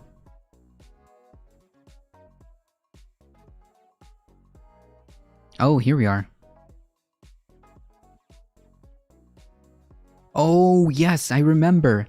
Oh, okay. This was for the Panama Papers. Yeah, I remember this. Okay. Now I know what you're talking about. I thought you were talking about the people who blew the whistle on this one. Oh my goodness. Yes, I remember this. Yikes. Yep. I'm sure that if they can't discredit them, I'm sure that they'll... Well, okay, I'm not even going to speak on it. This is going to be another Assange situation? Not sure. I guess my point was more, if the global economy collapses, enough pitchforks and torch times, no one's going to want to be on that yacht or mansion. True. Yeah, true. I'm sure all of that wealth will start to trickle down soon. Any moment. Any moment now. Just any moment. If you just keep working hard, and you just keep on working yourself to death. You just keep on working, 70 hours a week. Eventually, just hold on. It'll come. It'll happen. You just keep giving these folks all the freebies. Eventually, I mean, they're the real wealth creators, right? I mean, of course, they're the ones who make all the jobs, and yeah. That's why they deserve all of these freebies. Huh. I'm sure after decades and decades. It'll come any moment. Any moment. Hey Heat, how's it going? The Pandora Papers seem to be only individuals and not the mega corporations that have trillions more hidden. Well, I mean, they're the heads of these, right? They're billionaires. They're heads and CEOs of these multinational corporations. I'm sure. Some of them are celebrities. Some of them are politicians. Just very wealthy and powerful people, right? Anywhere from presidents to presidents from other countries to celebrities who have amassed quite the amount of wealth, things like that.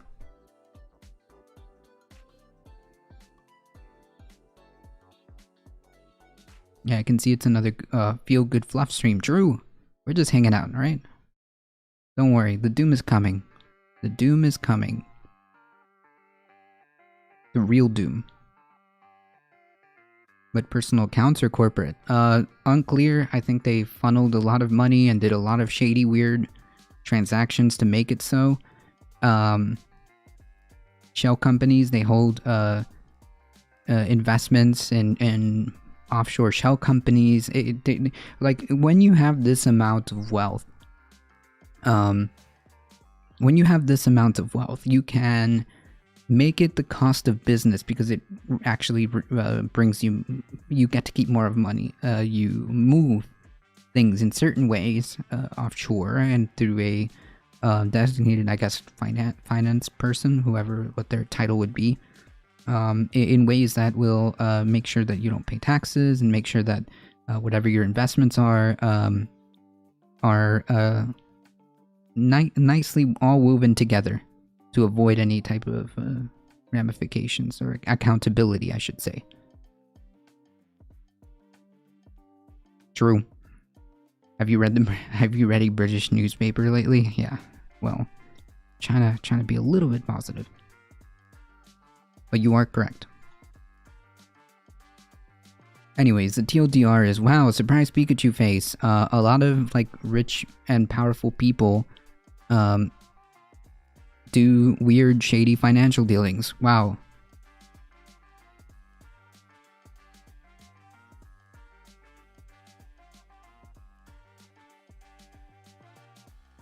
These headlines on the side. True. I don't speak British.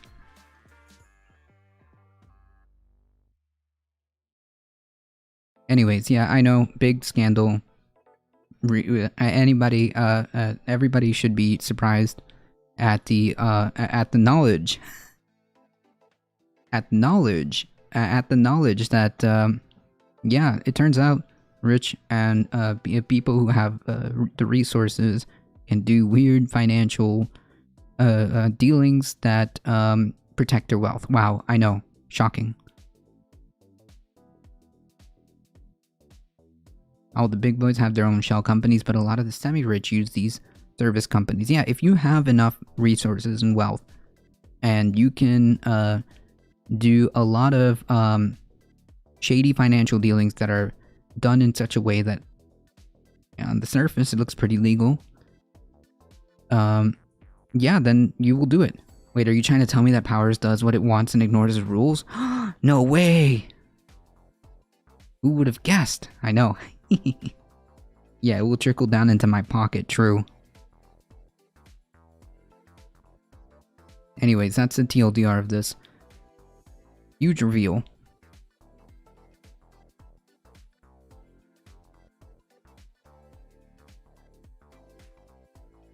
I'm sure more and more stuff is going to come out from this, but I think that it's like obvious that this is the inevitability of a system that allows to perpetuate this. Clearly.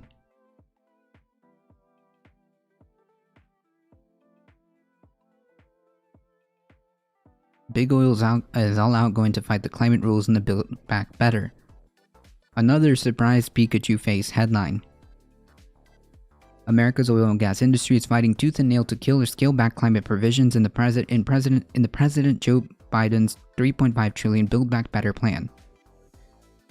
So, just to be clear, the climate initiatives or climate provisions aren't really that much to begin with, okay?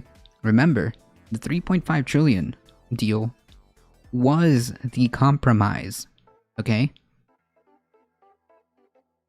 The 3.5 trillion was the compromise.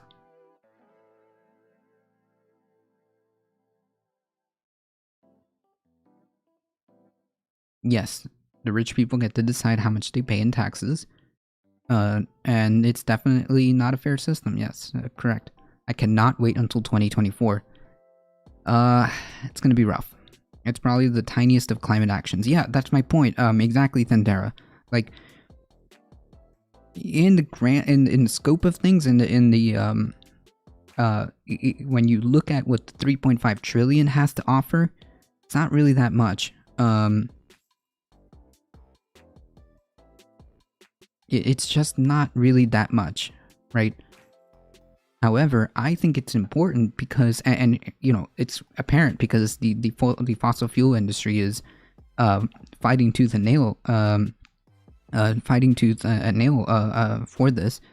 But the reason why this would be important is because it puts a point on the board that we can put climate legislation on the table, right? Because there's been very tiny. Oh no.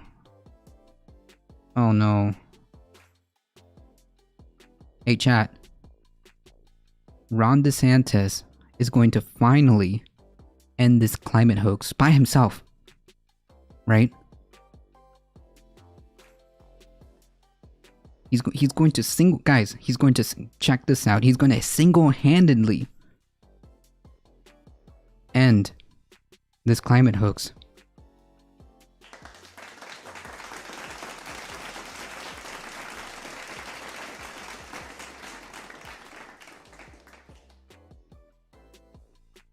Anyways, the rest of the comment can be immediately ignored because obviously the private sector is not capable of, or not incentivized, not capable, or not encouraged at all to even deal with it. Okay. I wonder how this person would feel, and I really want you to think about this, Rigirl Island. I wonder what type of free society you imagine where Florida, which I suspect that, I don't know if you are, but let's say you are from Florida, when as hurricanes progress and get stronger, what exactly how free are you going to feel when your house is gone? How free are you going to feel when your coast starts to erode? How free are you going to be when the streets are consistently flooding time and time again? How free are you going to be when you're forced out of your house because it's underwater? Just saying. I hope this person was memeing. Yeah, probably, but it's hard to tell. Darknet, it is the internet. It is the internet. Minimize this, but the Pandora Papers is documentation of the truth. In some cases, it made to be actionable by lawyers or prosecutors. Well, okay, so let me be clear. Larry Vaccinated, it's not to be minimized. I know that it sounds like a joke because, like, here we've kind of known this to be kind of like a kind of just universal truth, where we know that it's obvious that those who have the resources and those who are wealthy have the capabilities of doing very, very, very shady financial dealings up to, and they have a lot of influence and things like that. So, like, yeah, I mean, this has kind of just been like a stock default truth. So I kind of already had that in my head, and I I just think you are correct that it's important to make sure that people know about this and people realize just how huge this is. But I'm gonna be honest with you, Larry Vaccinated. I don't see that there's going to be consequences for all of this dubious financial dealings. I don't think there's going to be any type of consequences.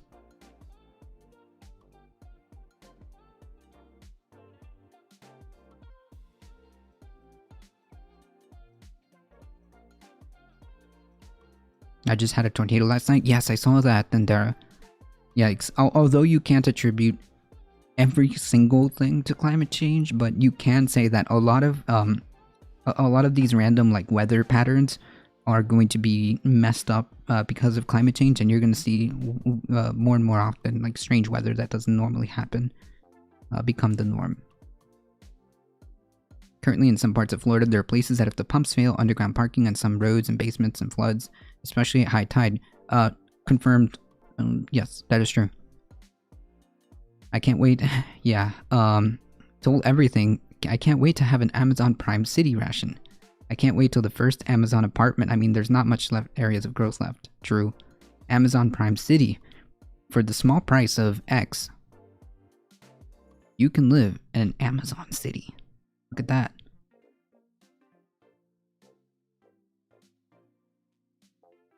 Yeah, it's the Epcot Center we never got. Yeah, just build the city on top of the mega distribution centers and problem solve. Yeah, and then like, and then make sure that these workers have, they just come down from their living quarters that was provided to them, that was provided to the, workers, so that they can work for their feudal, corporation. And yeah, perfect solution. Problem solved.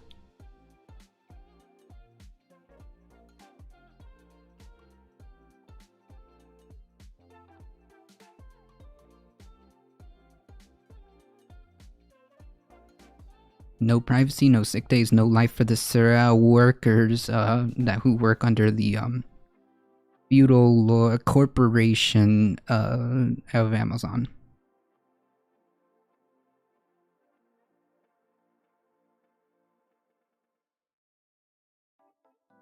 Was Katrina climate change? I think there was a article that specified or that linked a lot of these historic storms to climate change. I don't know if Katrina specifically was named in that, but I'm pretty sure that there was several events that they conclusively determined was due to climate change. Yeah, there was a pretty great episode of Tech Won't Save Us about how convenience has become control. True. That's right.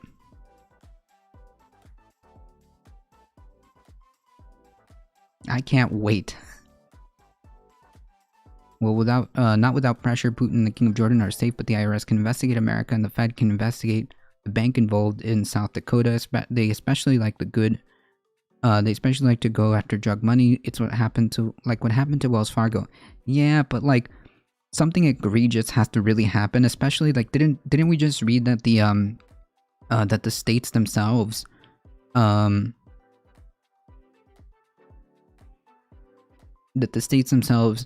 put legislation for that to be okay, right? They put legislation so that was legal. So like.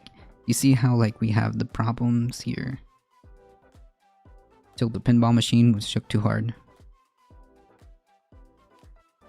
Right, exactly.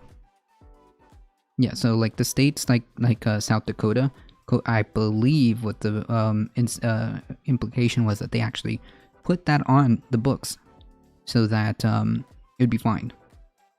Or at least it incentivized it or exacerbated it, from what I understand. Alright.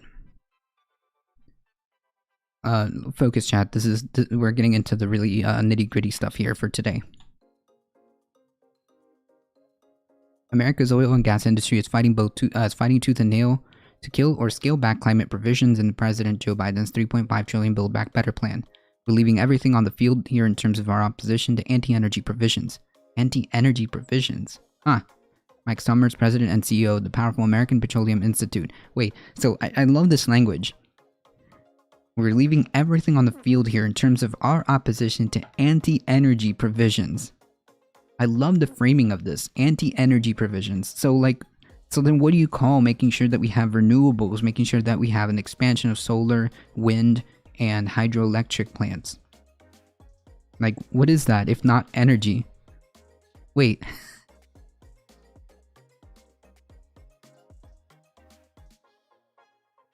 I'm back from doing laundry. Well, you just got back to the prime time.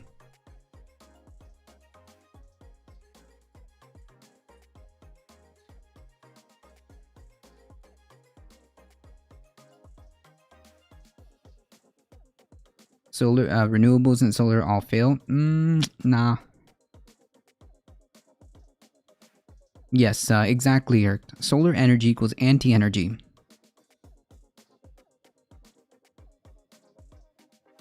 Yes, Memo. Don't worry. Don't worry. We're getting to it.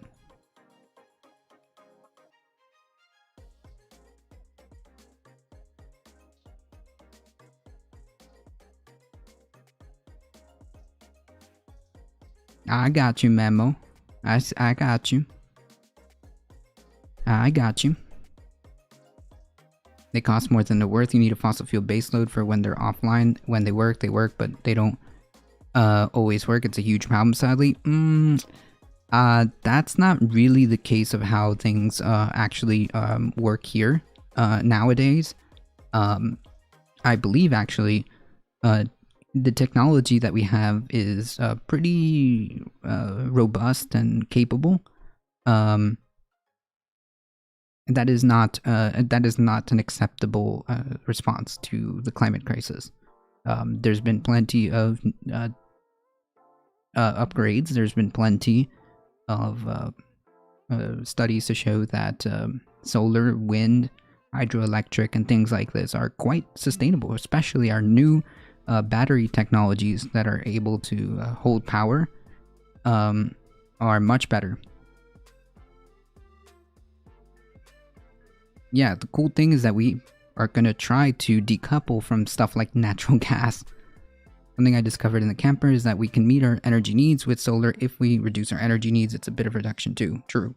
If renewables were deployed the way they should be, energy price and kilowatts would drop to near zero. Fossil fuel corporations are fighting to prevent this because the only thing that matters is the profit. And they know it. The only reason the only reason they know, the only reason they're fighting this is because, like, and the only reason they're staying afloat is because of all these subsidies here in America.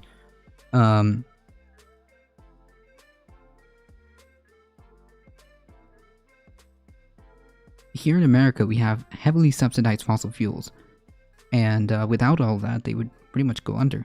Yeah, solar and wind are the cheapest, fastest growing energy ever in America, and the research is in storage and is growing well and needs to be deployed now. Yes. True.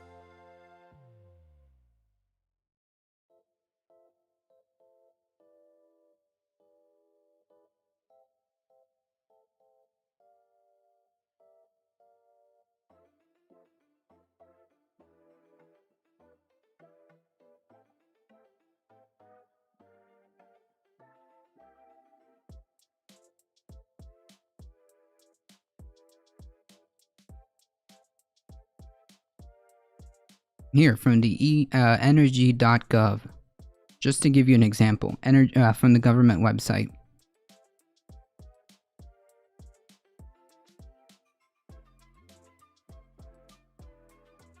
I'm not convinced about that, Planet. There's already a shortage of minerals needed to make the batteries, and China controls 75% of those minerals.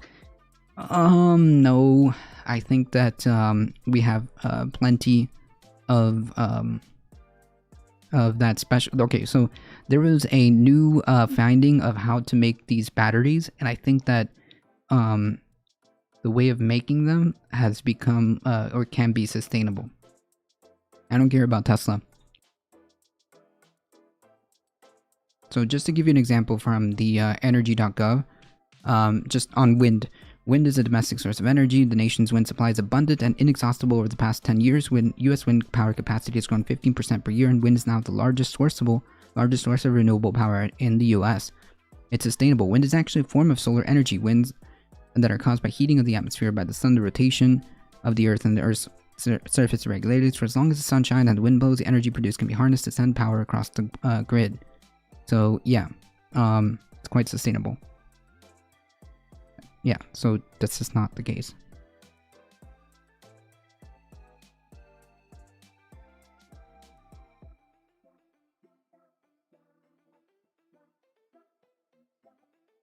I know Tesla's trying to deploy quicker, but they have a supply chain issue.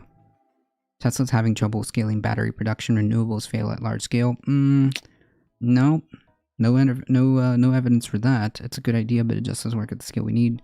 The cost we can afford. Again, not really bought on that. Austin Energy has a problem where my bill goes only to wind and solar. I paid a little bit more in the beginning, but my rate is locked in for 15 years. That's compared to the electric bill in 10 years. Yeah, so clearly as renewables get more and more popular, yeah.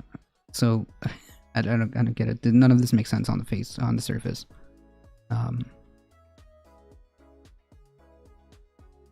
And it's cost effective.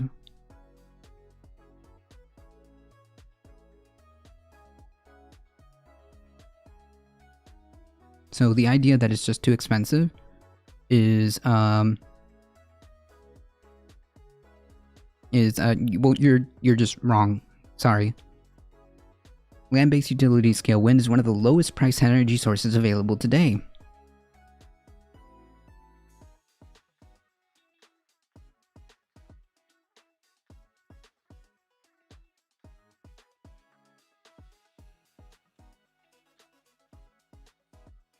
I mean, I don't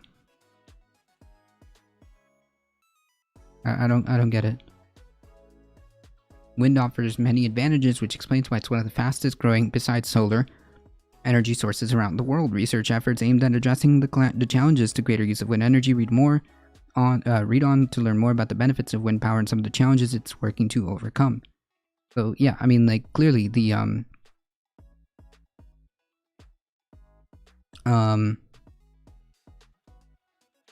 the concept of wind definitely supersedes the positives of wind, solar, and hydroelectric 100% outweigh anything regarding to fossil fuels.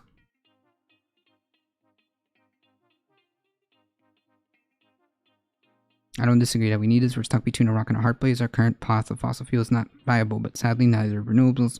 We're truly in trouble. That's not true either. You're just literally making stuff up. I'm sorry. Everything is to the contrary of what you're saying. When it comes to the path for viability for renewables, it's just not in line with the consensus of what people have been talking about. Especially when it comes to solar and wind, we have made huge, massive strides for the sustainability and reliability of these resources, of these energy methods. So I don't know where this would come from. I mean, if you can prove your claim otherwise, I'm just gonna stick with the consensus.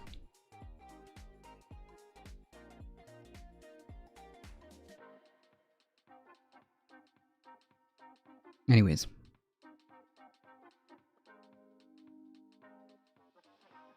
We're leaving everything on the field here in terms of our opposition to anti-energy provisions.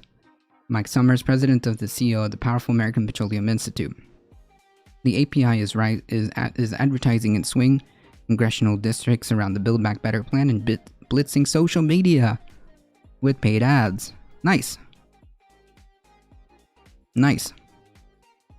Since August 11th, when the U.S. Senate passes a budget resolution, API has sent at least $423,000 on Facebook ads that have been viewed 21 million times, according to a report released on Thursday by InfluenceMap, a think tank that tracks how business and finance impacts the climate crisis. Nice. I thought Facebook had explicitly a policy against political advertising. Guess that's out the window. They just do, they don't care. We're using every tool at our disposal to work against these proposals. Climate activists blasted the API for trying to stand in the way of what could be a once-in-a-generation effort to chip away at the climate crisis. The API knows the future will be built with clean energy, and they have a serious political problem. That's why they'll do everything they can to stop climate progress and continue lining the pockets of oil industry CEOs. Lori Lodes, executive director of Climate Power, a media operation founded by the Sierra Club and other environmental groups, told CNN in a statement.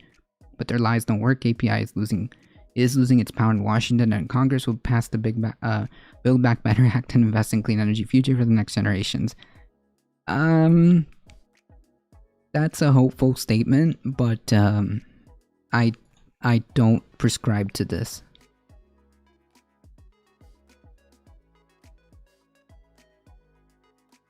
I don't prescribe to this.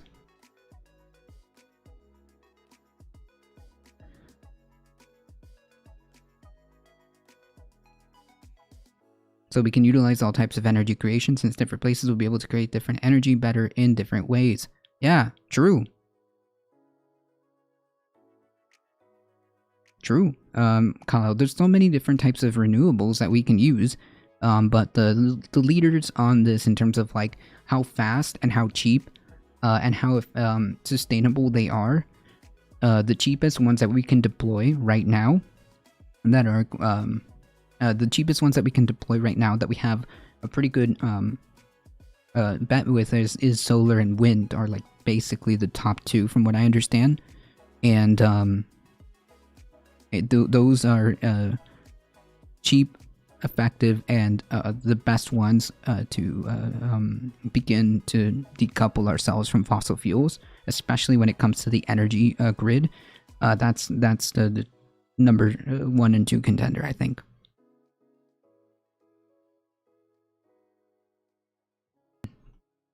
Right, wave energy power plants are needed too, and they can store energy using offshore underwater balloons. Interesting. Yeah, I mentioned hydroelectric. Yep, whoever makes the rules can also break them. True. Why is my chat now making a noise every time someone posts? I don't know, is that a new thing for Twitch? I've been reading up about gravity batteries, check them out, they'll become so cheap and not use rare resources. Nice. There's also green hydrogen and pumped hydroelectric. Nice. Yeah, like, so the argument that there's like, oh, this guys, we just gotta throw our hands up in the air, nothing we can do about it, is not really acceptable. There's plenty of technology or already that we have here and now that we can start deploying this very year, this very moment, right now. Right now, Joe Biden can encourage Congress and encourage the Senate to pass the necessary funding for the revamping of America's infrastructure system, the revamping of America's energy grid system to make sure that we have clean, renewable energy, and attempt to put that on the board so that then we can say, okay, well, we did this, now we need to focus on this and get anything done, anything regarding to climate change. So yeah, I think that it just takes the political will. And there's a reason why the fossil fuel industry is just fighting this tooth and nail, even though it's not that much to begin with. Remember, 3.5 trillion was the compromise. Yeah. Hey guys, we tried doing nothing and it didn't work, so I guess we should just give up. Throw our hands up and say, oh, sorry, can't do it. Despite the pressure from Big Oil, the Biden administration signaled that it remains undaunted in its push to fight climate change. I don't think so, but okay. Addressing the climate crisis is a top priority for President Biden, and this administration is using all the tools in our tool chest to solve it. Full stop. Huh, really? That's... Oh, that's really weird. Can we get an example of what tool? Can we get an example of what tool in the tool chest they've used? This administration has used to solve the quote climate crisis? I mean, like, name one. I mean, name one, please. Implementing some of the Obama era regulations. Okay. I mean, that didn't stop. That didn't do what needed to be done back then. Certainly not doing what needs to be done now. So, please elaborate. What tool in the tool chest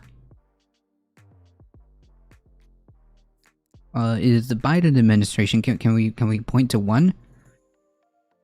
No, we can't.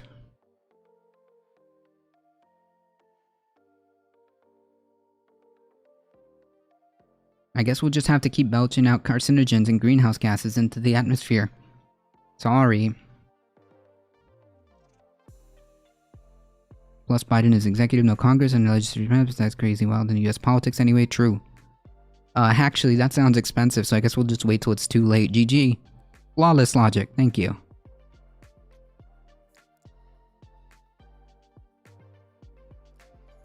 Withholding subsidies would be a good tool. It'd be something. It'd be definitely more than anyone's done for decades. So, I mean, like, that would be a thing to be done. But the reality is, like, we're past that. We need to have a bit more robust response to this.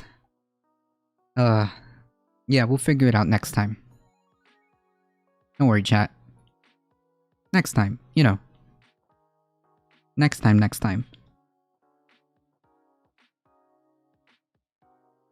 ExxonMobil is the nation's largest ExxonMobil is the nation's largest oil and gas company. Has spent at least $1.6 million since August 11 on political and issue ads on Facebook that have been viewed about 31 million times. Influence Map said. Exxon spent heavily in recent days as lawmakers have struggled to finalize an agreement between September 21 and 27 alone. Influence Map said Exxon spent $296,954 on Facebook ads that have garnered 5.4 million impressions. Well, impressions are just like, kind of like, okay, so this is an impression, but I didn't actually click on it, so I don't know. In a statement to CNN, Exxon stressed its concern with Build Back Better's focus squarely on the legislator's proposal to lift the corporate tax rate. Our lobbying efforts are related to a tax burden that could disadvantage U.S. businesses, and we have made that position known publicly, Exxon said in a statement. ExxonMobil stands by our position that increased taxes on American businesses make the U.S. less competitive. Even though you damn well know that by removing ourselves from fossil fuels, it will actually turn out to be cheaper and we'd be more competitive. And this whole notion, and we'd be effectively energy independent. So there's so much like, so much W's to take from this, so I don't know. Exxon emphasized it has supported the Paris Climate Agreement since its inception, and the company continues to advocate for methane regulations and economy-wide price on carbon, because they know that it doesn't work and it's not really going to slow down their production. They don't care. Of course. We also know that publicly, ExxonMobil specifically will have one position, but privately,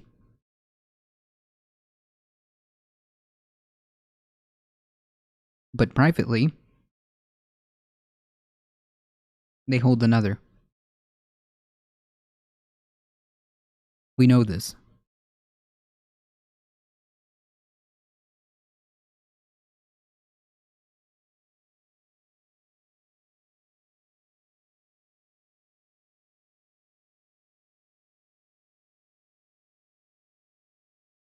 We know that private, ExxonMobil in particular is different. Their private interests, or the private, I guess, communications are different than their PR.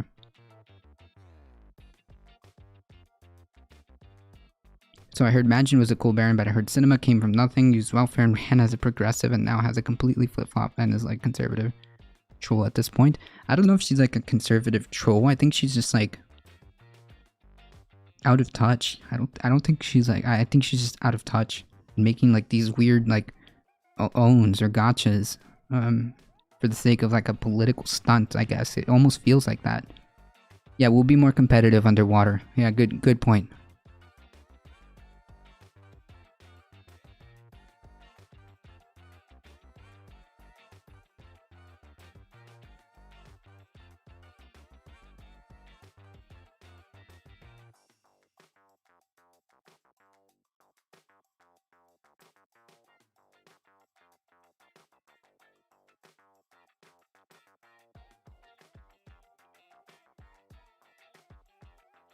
Brooks Mobile read Philip Morris. Right, it's the same idea.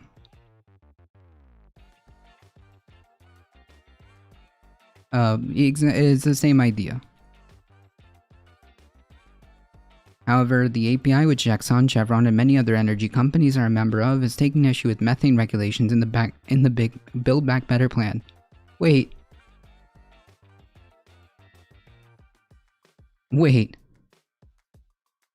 So in the first breath, you say, you see how this works?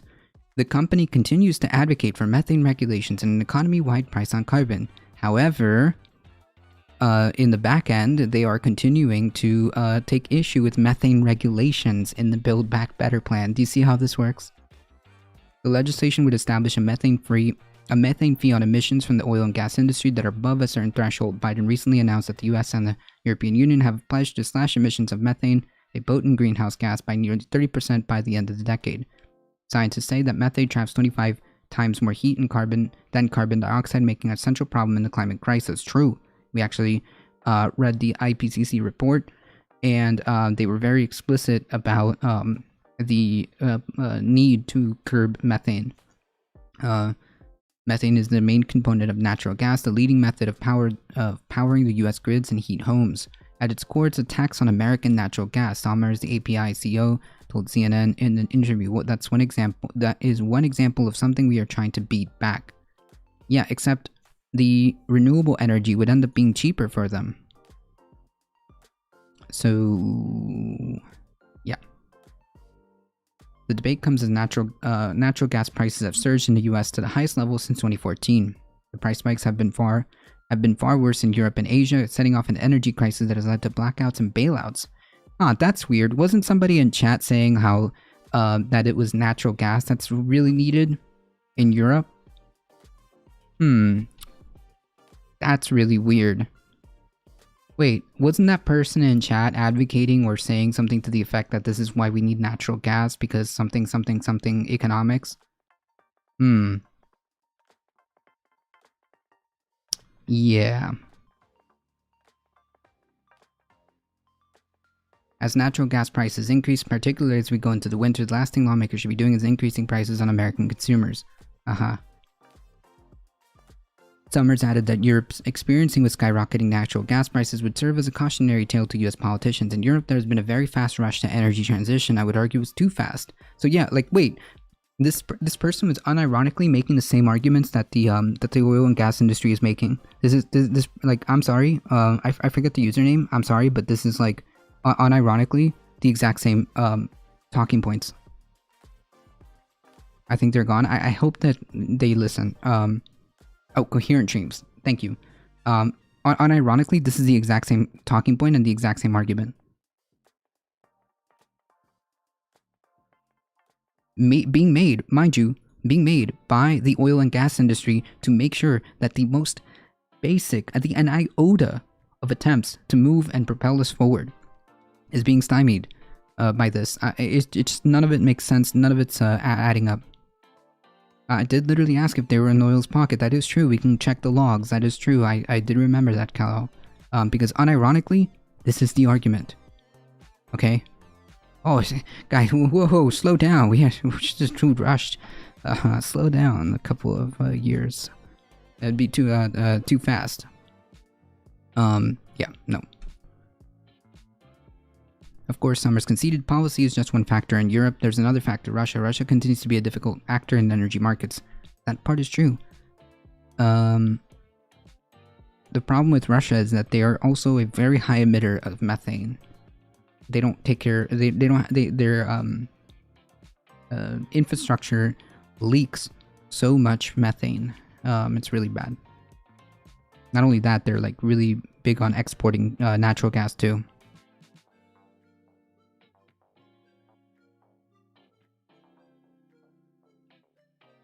The API is also trying to water down the clean electricity payment program, a key plank in the Build Back Better. The $150 billion program would aim to incentivize a move towards renewable energy by rewarding utilities and electric suppliers with federal grants if they increase their clean energy usage.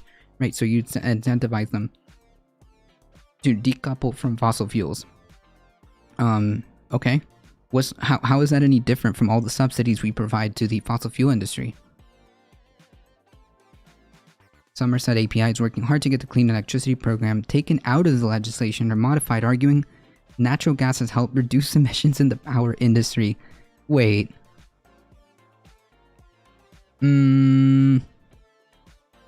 Nah.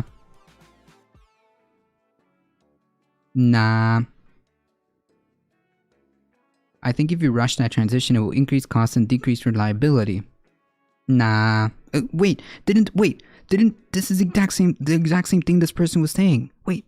Literally the exact same thing. Almost like, I'm gonna go back and check logs. Is it almost like identical? Supporters argued that the clean energy program would create millions of new jobs while simultaneously addressing the climate crisis by slashing greenhouse gas emissions from the power sector. True. President, you know, if you're like really interested about the economic side about this, and you're like only, if that's your only interest, and like you really want to know like what this could possibly bring to the table and why it should be a good thing to transition from our energy systems, at least it is one of the things that we need to do. Mind you, there are many factors or many variables that come into play when addressing climate change. However, this is one of the big ones. Do you know how much like jobs, how much economic stimulus this would provide? This is huge. So yeah, I mean, like literally it all falls on his face. It all falls, all these arguments are falling flat, just one by one. President Joe Biden's goal is to make the U.S. power grid run on 100% clean energy by 2035, an ambitious target that would require a shift away from not only coal, but natural gas as well, because natural gas does emit. Oh. The API said it would continue to push for government policies that will slash emissions, pointing to a climate action framework released this year that calls for investing in groundbreaking technology, regulating method, and market-based carbon pricing. So, yeah, no. No.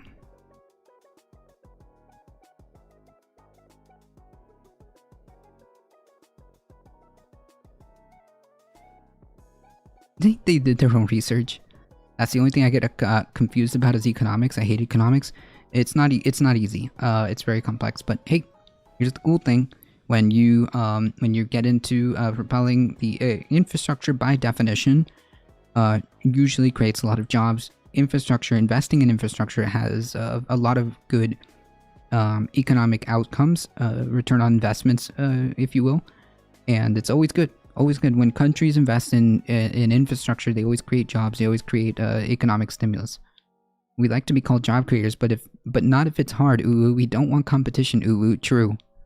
Republicans and Democrats agree climate change has to be addressed. Summers said our industry does as well, and is taking action through innovation and supporting policies like carbon pricing and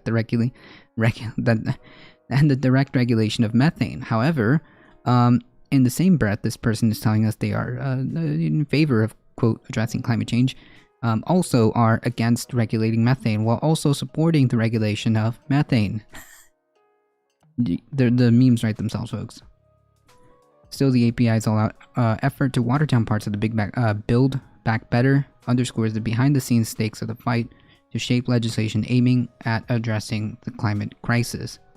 Again, it's very telling when the collective of the oil and gas industry are fighting tooth and nail to even even the most modicum of address of trying to address this issue, even the most basic of basic things. It's not really like any like real like robust or comprehensive climate legislation. It's really not. But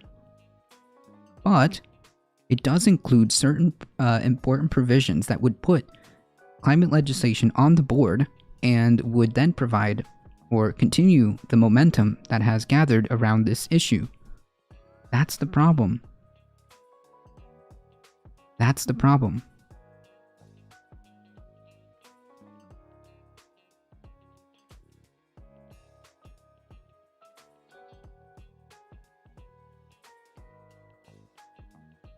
It ain't no job unless it's a cold job, brother. True.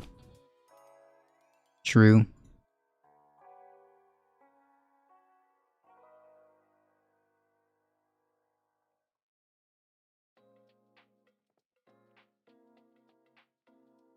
And unfortunately, we have to talk about this.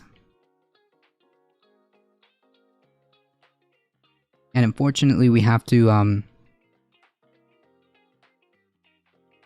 That's right. When it comes to a lot of these scenarios, especially when it comes to climate change, especially knowing for decades, companies, particularly like ExxonMobil, and you know, companies like DuPont, who have poisoned God knows how many people. But hey, the line went up. The line went up, folks.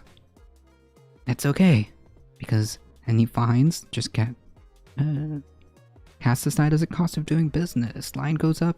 Excellent. The troll sent me an article from 2014 citing sources from 2004 that leads to a 404 page. Yeah, like I said, the person, and I hope they're listening. The person is literally making the arguments that these oil and gas companies are making, unironically, and then trying to sell that as like a legitimate reason why we shouldn't do we shouldn't go to renewables.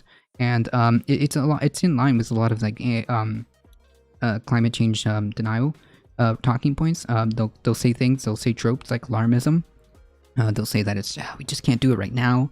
They'll say like, well, actually, we could probably do this, but like, can we just like slow it down for a bit? Or maybe they'll say, damn, it's too expensive, guys. It's too expensive. Or they'll say things like, this is what's like fueling us right now.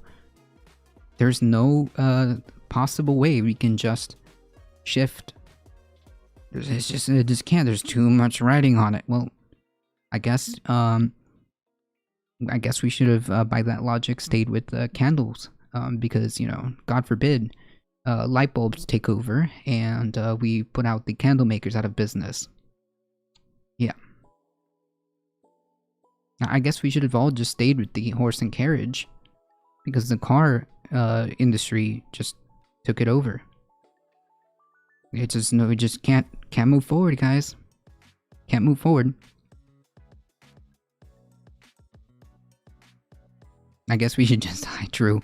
Yeah, it's too expensive. Hey, for the folks who think it's too expensive, have you looked into the cost of all of these of all the damage hurricanes have done during this season and last season? Have you taken the cost of just one hurricane alone? Here's some homework.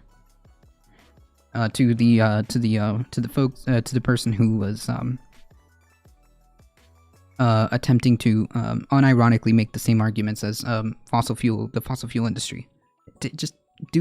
Just go ahead and search how much hurricanes alone cost in damages. How much did the California wildfires that were exacerbated by climate change cost? How much did that cost us? And then come back to me and tell me about how things are too expensive.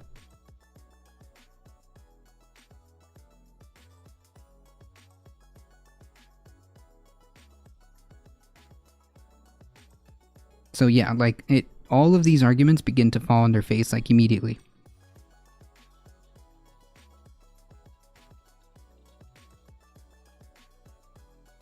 I just want people to I just want people to realize and understand like the severity of the situation, and I don't want people to get reality twisted, and I don't want people to fall for this type of oil and gas industry who they don't care about you, they don't care about anything except the bottom line, except whatever extracts a penny of profit is what they'll do, up to and including spending millions of dollars on pushing back on the most like mediocre legislation.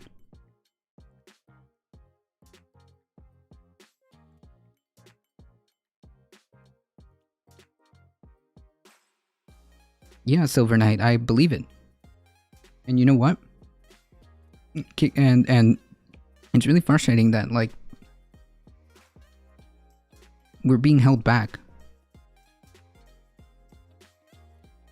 Yeah, it's free to do nothing, I guess. Alright folks, this is really important, so we're gonna need to focus, alright? Focus, chat. Focus. Just for a few minutes, okay? Yeah, just not the USPS, because that's a governmental agency that's behind a decade. Well, I think they are moving to electric, didn't they? Or isn't the next set of fleets of vehicles for the USPS going to be electric coming down the road?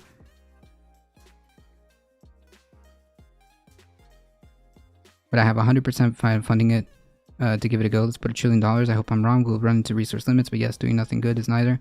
Yeah, but you're just wrong. Like, I don't know how else to tell you, even though I've been like very patient. You're just wrong. We absolutely can afford all of these things, and we absolutely can afford every one of these things. And the alternative Coherent Dreams is to spend, look it up, tens of billions of dollars on hurricane damage alone. How many more billions for the fires in California?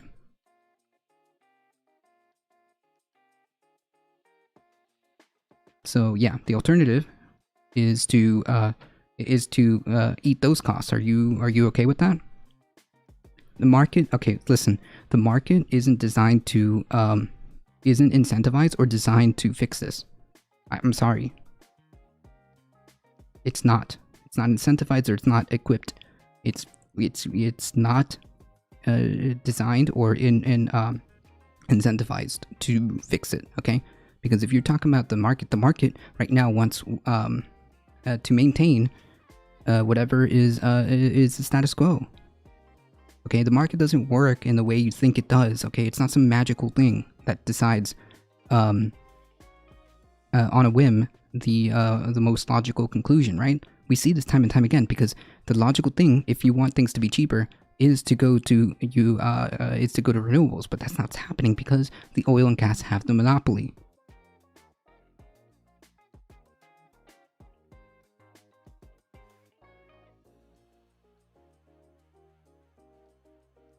It's cheaper to die? No, not even. Let's design a new market to fix it. Whatever we need to do to get off the floor and working. If we have to fund it at first, let's go. Yeah, but like that comes with governmental assistance. You know that, right? You know that in order to push this, you need the government to have the political will to make this happen. In this situation, the reality is the market, the free market, or whatever you believe in, isn't equipped to fix it, okay? Like, I just want to make that very clear. It's not equipped to fix it, okay? We have to acknowledge that there's some things that are just not, it's just not capable of handling. I'm sorry. We have to admit that there are problems and there are flaws, and we have to acknowledge the limitations of what we're working with, okay? And right now, it's not.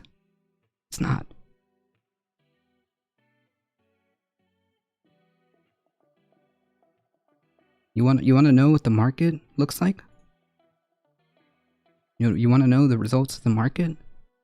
This is it right here. Oil spilled off California coast Closes pipeline, prompts warnings of ecological disaster. Here's the market.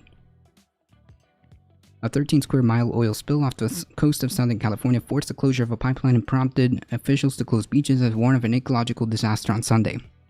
The offshore pipeline, being investigated as a potential source for the 126,000-gallon leak off Newport, has been shut down and suction, according to Amplify Energy, which owns the company and operates the pipeline. Officials on Sunday said that approximately 3,150 gallons of oil have been recovered from the water, but the toll on the local ecosystem was already evident. We've started to see find dead birds and fish washing up on the shore, Orange County Supervisor Katrina Foley tweeted. A 2012 plan prepared for the pipeline's operator Beta Offshore and obtained by NBC News said that a full cut in the pipeline 3 miles from the shore could release roughly 3,000 barrels or 126,000 gallons of oil. It described such a situation as worst-case scenario that could cause significant and substantial harm to the environment because of its proximity to navigable waters and adjoining shorelines that are areas designated as environmentally sensitive.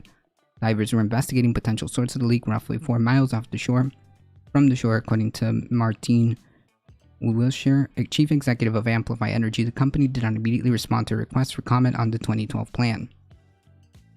Wilshire said that at a news conference that the pipeline had been shut down and suctioned, but local officials say the damage may have already been done. We've already started to see dead birds and fish washing up on shore, Orange County Supervisor Katrina Foley tweeted, yet only one animal was officially confirmed to have been injured in the spill. A duck found covered in oil, said a spokesman for the California Department of Fish and Wildlife. Other reports of dead and injured wildlife are being investigated. Last Sunday, the department declared a fishery closure of roughly 35 miles along the coast and out to 6 miles offshore. Foley visited the area and felt the sting of vapor in the air. Yikes. My throat hurts. Yeah, but let's keep it up.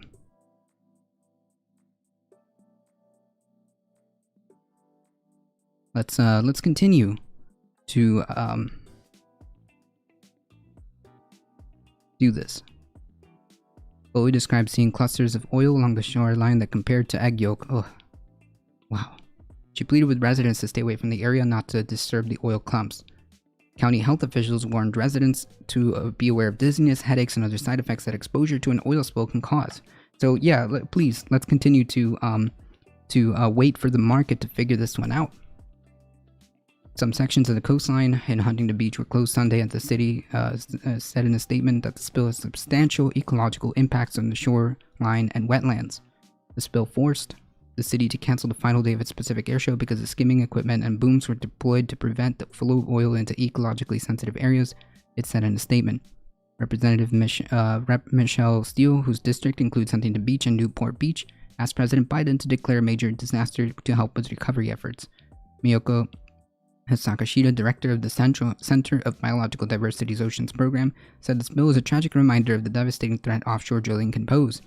I've seen the aging oil platforms off Huntington Beach up close. I know it's past time to decommission these time bombs.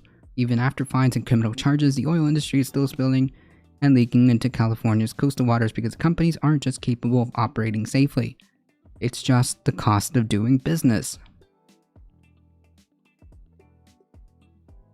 Californians have been particularly wary offshore spills since the disastrous leak off the shore of Santa Barbara in 1969, when images of birds and wildlife covered in heavy black gunk helped spark the modern environmental movement. Wilshire said the pipeline is connected to a processing platform, one of 3 in the area, owned by Houston-based Amplify Energy, is 17.5 miles off the coast. They were built in the 70s and 80s, and the company has owned them for 9 years. The pipeline is inspected every other year and has been meticulously maintained, he said, adding that the most recent inspection occurred last week. The pipeline's capacity is 126,000 gallons, and Wilshire said he did not expect any more leakage.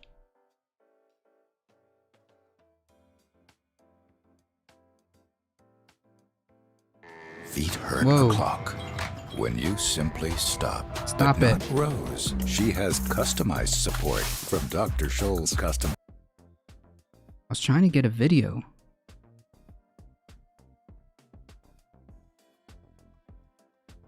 What a bad video player. Jesus.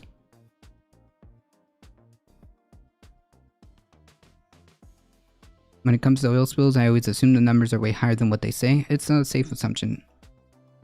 What good is the economy when we don't have a planet left? True. Yeah, what good is it all? What good is it all when everything is just uninhabitable, destroyed? Too busy trying to find where the next source of water is going to be. Yeah. Food. Anyways, this is a tragedy. And not a one-off event. It continuously happens. Time and time again. Be your own climate change.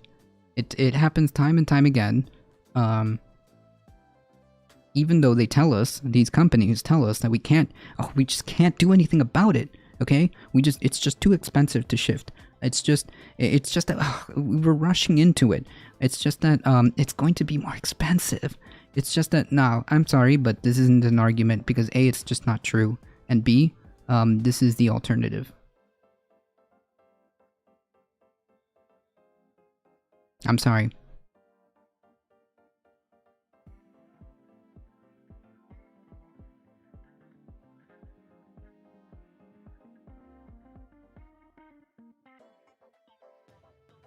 Yikes.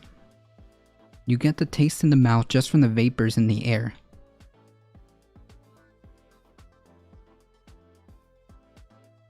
Cool. Does this sound like a viable solution? Does this sound like maybe this is just a little bit of a problem? Maybe the benefits outweigh the cons here. Maybe the pros outweigh the cons here.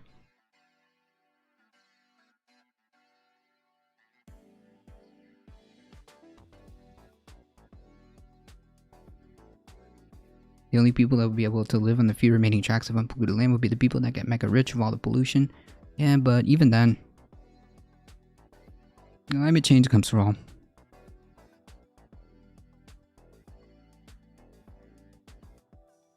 I'm not sorry. True.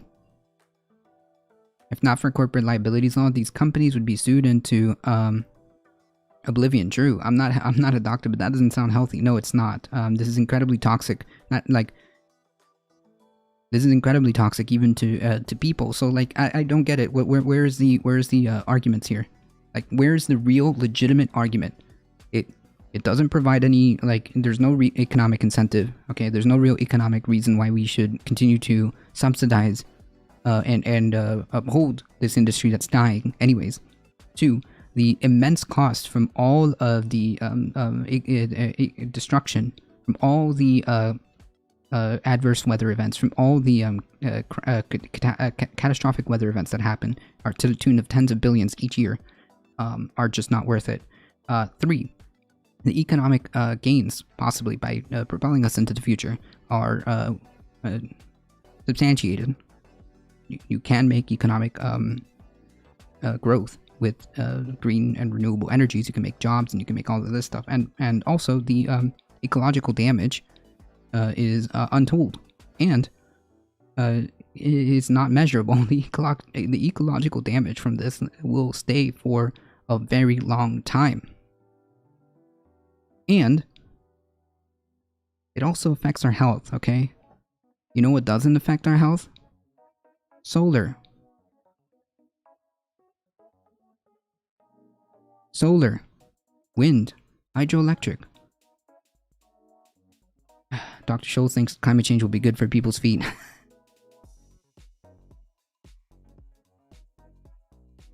Anyways.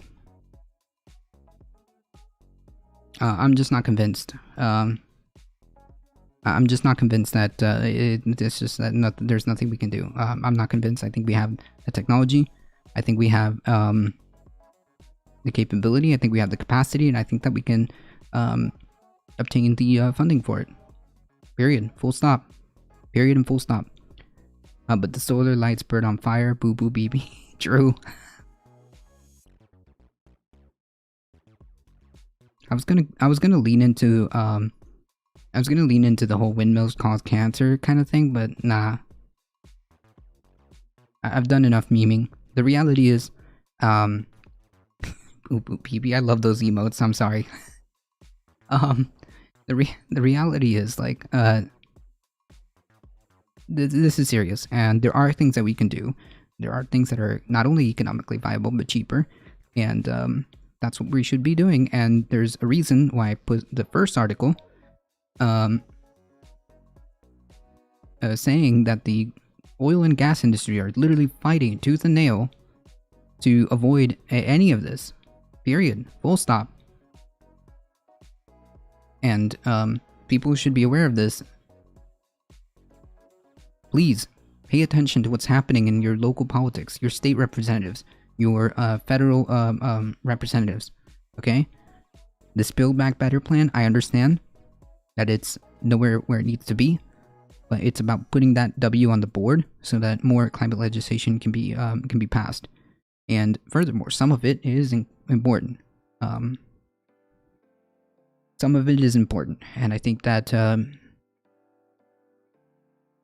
if people like Steve Bannon can understand how to become effective at accomplishing your agenda and putting and furthering your agenda, I think if somebody like Steve Bannon can get that done, which is the whole, and now we're circling back to the whole thing, okay?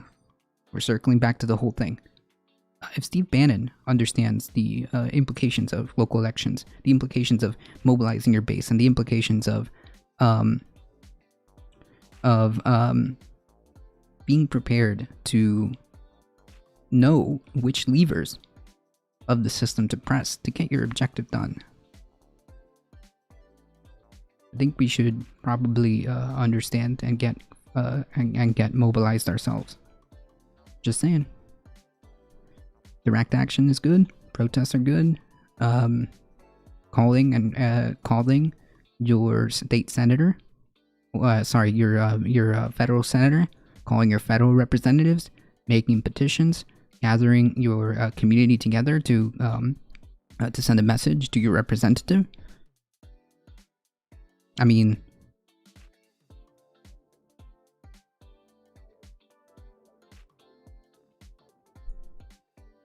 if there are important primaries, pay attention to them. If there's a march for a climate change protest,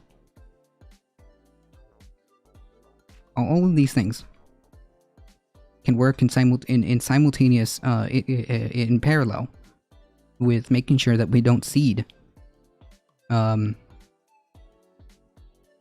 ground to people like Stephen Bannon. He understands. So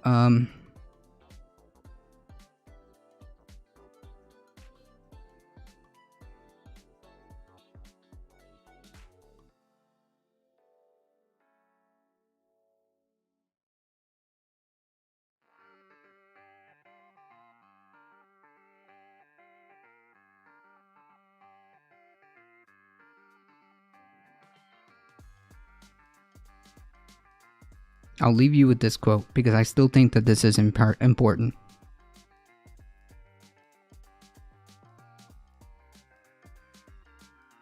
This is from the guy who is working with this organization to get MAGA politics done. Okay? His name is Jeffrey Shapiro. Okay? I'll leave you with this quote. So again, just to reiterate, to tie it all together.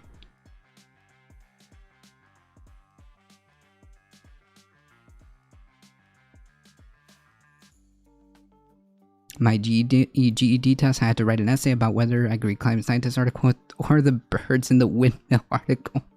Jesus. Talk about a false dichotomy. Only one of them is valid. Yeah, rhetoric about windmills cause cancer. Anyways, folks, this is what I want to stress because the climate situation is rough, and it's possibly the biggest one that we have to pay attention to. And our friends on the our friends in the GOP understand how to make things go. So, quote. What we're hoping to do is build a base of people that we can that can be available as a support system for political appointees who are coming in for the first time. It's easy if you know the rules to accomplish your objective. Okay?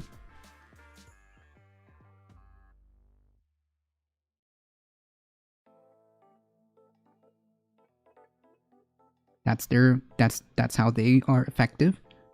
And given the fact that our time to solve the climate crisis is shortening, it's not over, no, not over, but it is shortening. So I think we need to understand, we need to organize, and that would probably be our best shot at moving and getting familiar with the levers that would need to be moved to try to get some of this done. No, no, Kal-El. No, that's not what their plan is. They don't talk about that. They know what levers to press. They're ready for it. They're ready. We need to be more effective. We need to be more effective. Okay? That's all I'm saying. Get involved. Get very familiar with local politics. Get very familiar with organizing. No, not those kind of levers. Be very familiar with organizing. Be very familiar with your local and state politicians, and get spread awareness with the community. Okay, build communities. Community building is what creates the atmosphere for direct action. Okay? They understand it.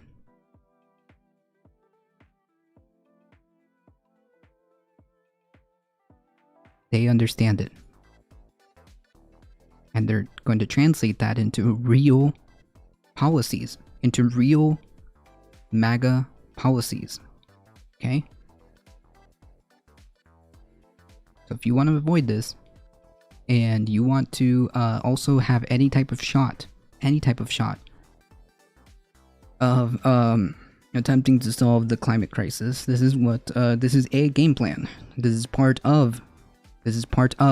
Okay. Never underestimate the power of your ability to do individual choices as well, but understand that this is part of it, right? Understand that it is going to take some collective action. Okay? I mean, certainly to achieve their ends, they get it. Why can't we? My senators and my rep just email me back the same generic shit and do nothing. Doesn't matter. That is something you can do, and especially if you encourage other folks to join you in getting signatures and getting petitions and all this other stuff, and especially if you are familiar with your local and state politics, that you can do palpable change. That's all I'm saying. Alright, folks? That being said, it is about that time. It is about that time.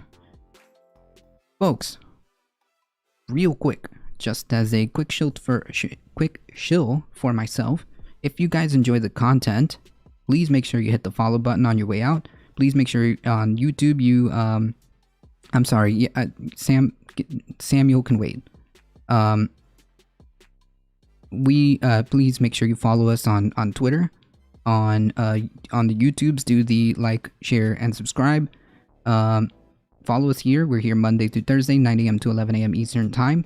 So join us for Saturdays at Saturday Catterdays, and of course, please spread the word far and wide. That is my biggest call to action. Please spread the word far and wide, okay? I appreciate all of you guys here. Thank you, Darknet. Thank you, Spread It Forward. Please go follow some of the wonderful folks here. Thank you, Surfer McGritty, for the raid. Thank you, Sourcing. Please go follow them as well. Sourcing for the 100 biddies. Thank you to all the new follows. Thank you to Alio with the 10 biddies. Thank you, Samalian, the Kind Dragon, for tier 1 subscription. I appreciate it. Thank you. As always, please stay safe. Please take care of each other. I love you all, and I hope to see you guys in the next one. See ya!